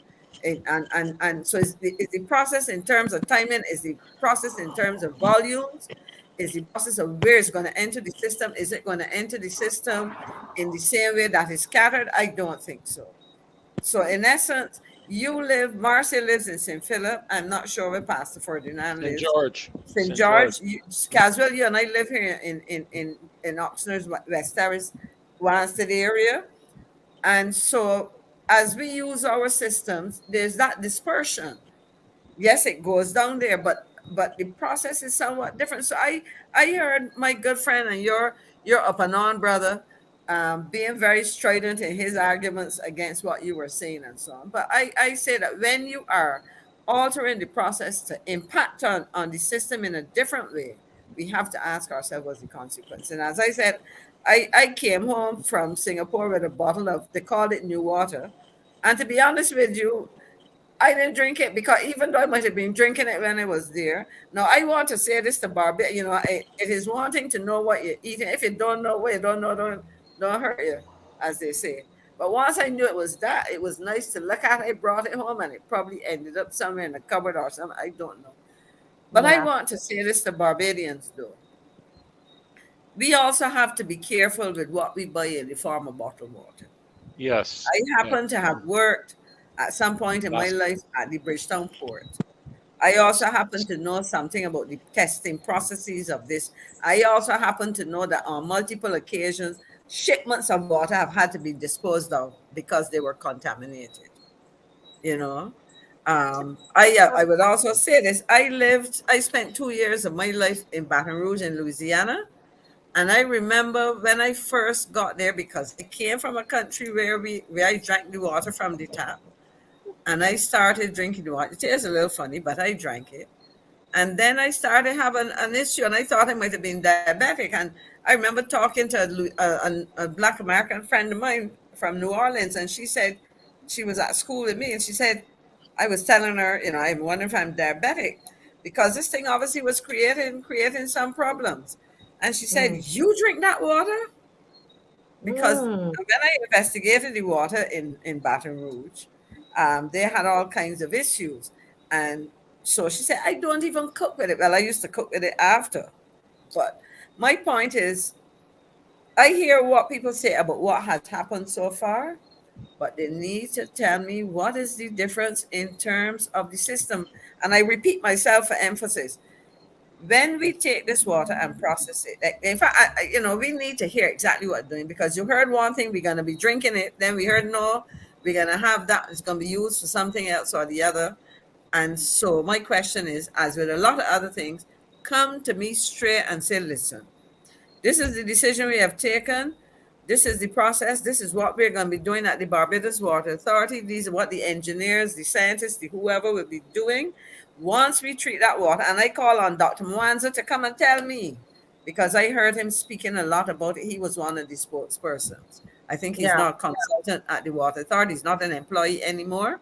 He's a consultant, and he may be working with this particular project. I don't know what his remit, what his assignment is. So we need clarity. You're saying we need clarity. I want Marcia. Let me repeat again. Tell us, one, how is this water going to be treated? Where are you collecting it? How, because you're talking, are you going to the, where is it going to be collected? What exactly are you collecting it? How is it going to be treated? When you treat it, and are you saying then it will be injected back into the system? Is that going to be done at a single location within the system of our aquifers or whatever? And so if that is the case, how are you going to test the water? Because if we have a collection point, I got a glass here in front of me, okay? Now, if I pour something in here, Pastor Ferdinand, the Bible talks about, wine and whatever. But if I pour a little basil rum in here right now, and I put in 2 drops, that is one thing. If I fill up this glass, the 2 drops dissipates in a very different way. If I pour equal amount in here, it's a different situation. The question really is, what exactly are you doing? And where is it going to happen? Because you see, we hear all of these things and people try to make it out as if Barbadians are stupid or something. And it irritates me when I hear that. Yeah. Because at the end of the day, we have a right to ask these questions. And this is one of the areas, Ms. Franklin, because of time, we have to think, because I'm hoping that when we do that Saturday, it's going to be the 11th, not this Saturday, the following Saturday. We want a good set of people, the people who are coming out to the marches. Instead of coming to the march, let's come down. We're gonna, come down to the location. Right. Yeah, come to Colamarock, and we want to sit down, and we want to be, if we want to do it like we in school, and we'll have a leader for each group, and we're talking about pension reform, water. We're talking about the same issue with the LGBTQ agenda, and how is it going to affect the churches and religion and freedom of expression, those kinds of things. We want to sit down and go through it with education reform. We're sure that that is what Mrs. Rose Carbin is going to deal with, that particular area. But then there are going to be several other areas. At first, we thought when we were 3 or 4, as I talked to Kimar today, we realized that it's a lot of areas, and we want to cover those areas and keep at it, and of course, we will continue the roadside parliaments, because we're in this for the long haul. We're the opposition. We're not going to start and stop. Okay, so based on our schedule, Mr. Franklin, we should be having a roadside parliament on the 12th, right? The Sunday after we meet the Saturday. Then the 12th, we have the roadside parliament based on the schedule, so that we're not too much off, okay, in terms of time. We're in this for the long haul. This is our country. We're standing up for it. So I'm going to give Dr. Ferdinand 1 minute, literally 1 minute, and then Mr. Franklin will have the next minute, and we're going to close, because Maxine just spoke. Just 3 quick things, that I want to touch on. The whole aspect of Bridgetown. If you drive down Bay Street, it's sad. Why did you have to eliminate all of those buildings down there all these years? The Laurie Dash is still there, I think, but there was a store across from Laurie Dash. You had Mrs. Ram's business there. I mean, look at how many years have gone past, and there just looks like a dilapidated ghost town. And then, you know, you go across by Independence Square where the old Sunjet House used to be. Another building right there. I mean, just terrible. That's one. Second thing, Maxine, um, I heard Mr. Blackman today, and it just stimulated something in my mind where he talked about the sewage water being pushed into the sea, and he was concerned about the impact it would have on our marine life. And I'm asking, what about the impact it's going to have on our human life? I mean, it seems as if he's more interested in the effect it's going to have on our marine condition than it is going to be on our human element. And then finally, of course, um, the aspect of the roadside. And unfortunately, Marcia, I'm going to be off island for both of those events, 11th and the 12th. And I'm so sorry that I will be missing them. But I will be back shortly thereafter and look forward to being a part of those upcoming plans. And I want to encourage people to get out. We are the official opposition. The people chose to be the people to be the opposition themselves. And that's how I look at it. I think it's a great opportunity for us to implement change in our country. And quickly as well, I heard a big debate today about political parties. They don't exist. Yeah, but we can't get into that though, 'cause 10 o'clock, so we No, have to leave that for Friday. I just threw that at him. He knows what Yeah, happened. yeah, yeah. So Friday. I know somebody saying that to me, but Mr. Franklin, you have 1 minute, and then we will pick up, God willing, on Friday. Thank you all so much. But I wanted to speak to this, but we were in so many things I ain't got to this yet. And I'm gonna just use these last 2 seconds to talk about it. This show has opened the eyes of many people, even the Yeah. government. Yes. And as a result, they will come out and lie to us. And then hope we forget the lies. But I'm not going to let them forget. You remember when we started about the national insurance benefits and the pension arrangements that messed up. And then the following day went on brass tacks. The chairman of the National Insurance Board, Mr. Leslie Haynes, he came onto the program and he said that the government is not going to take over the National Insurance Fund as the remember that aspect? He said no, that was a mistake. And they have to come back to Parliament and fix them. There's several mistakes. They have not gone back to Parliament because I was looking up to tonight to see if there are any bills to amend the amendment bill. And so far there are none. But the National Insurance staff were given letters telling them that this is a contract, you gotta take this and you gotta sign up. But I think it is 3rd or the 4th of this month. And if you don't sign off, your last day of work will be the 30th of November in national insurance. So they have gone ahead, even though they have not fixed the act, as they promised the people in the country that they would, because they realized that they got caught. They never intended, as far as I'm concerned, to fix anything. They just said it. They promised the country a fix before they do anything with the act. They're doing everything. They're giving the staff letters, Right. and they have not fixed the problem that they recognize. And they put the chairman on the radio to say that they're going to go back to Parliament to fix them. But already, and I've told the staff at National Insurance before, the clerical officers at National Insurance are who do the work that the National Insurance work. Everybody else at National Insurance jobs they could do them elsewhere. But those clerical officers who process the claims, Yeah. But they should say no. This is something, and I agree with you. This is something that I think that we could go into some more on Friday. So we would want to. No. Why I didn't follow want up. to do it on Friday because that would be past the people's deadline. They have a very short deadline. You know, they're like doing that to you because you remember they passed the act the day before the Friday when they had a 4-day weekend. And then they said, and then they were going to take it to the Senate. If we on this show did not speak out, they would have passed it in the Senate. But instead, the Senate had an educational session to tell them what the act was about. Yet still they were going to pass it the day before, you know. Right, So right. we So that's why I what brought can it we tonight. do now? What can be done about this thing now? I mean, Well, I have advised people at national insurance, the people who actually do the national insurance work Mm-hmm. that matter to people. People process the claims. I tell them don't sign the letters if they want to sign it as their business because a lot of them are scared. But you can't get rid of all of them because they are the experts. You can't give them national insurance is not like a, a, um, Yeah. a, what they call a program. They call it ASH program. You can get fellows be walking in the shower and all kind of stuff. They have to be trained. And if national insurance staff do not value themselves Mm-hmm. enough to know that they are important, then the government will treat them badly. They bought in some new fancy jobs, 8 Right, new right, chiefs, right. and giving them a big bunch of money. And the people that really do national insurance working again, it is up to Yeah. them. It's a pity we didn't get to raise that tonight. But thank you all so much. It's so good to see everybody again. Once again, I want to say a big, big, big thank you to His Excellency, because don't let me laugh, Reverend Dr. Ferdinand Nichols.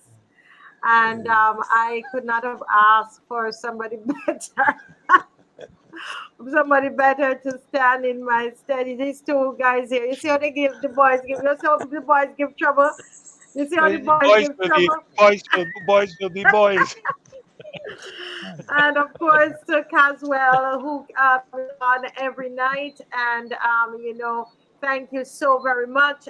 Kimar wasn't able to make it on. We had a long conversation today, planning and working on coming up with ideas for November 11th, that you're going to have a meeting about that. But we had a good time today. He's sorry. He's going to be on. Don't worry. Keep people asking for Kimar. He's going to be on. And I want to say that, for a young man, we are grateful that he stuck his neck out and brought up this issue about the water. And Yes. let me tell you, he's not a perfect individual, but he takes chances and takes risks. And I admire that, or we would not have had this conversation in this nation about water. And I think as well, you have a son. You have a son there because you started up this whole thing, with the pension and some other people. I can't call everybody's name that they did with the pension, but they know who they are, and that make this whole thing happen. And we want to thank those people who stick their necks out. And instead of pushing down Kimar, no, we're going to celebrate Kimar because he put his neck Yes. out. Yes. So bless you all, and we're going to see you on Friday and make plans for Saturday 8:45 on that Zoom. All right. And Okay. don't drink Bye too bye. much. Bye Not unless bye. Bye. it's blue water. Bye, Flight Devon. Bye, Take care. Bye bye. Bye, Good night. Nigel. Bye, Colin. Bye, Sarita. Bye, Easy D. Bye, Shane, Adrian Hines, Pete Way, Clyde Yvonne again. Everybody, good night, good night, good night. RJV, good night. Everybody, love you all. Good to see you all again tonight. Thank you, Miss Good McGee. night. Hope to see you more often. We have to make that possible. All right, thank you. Love you all.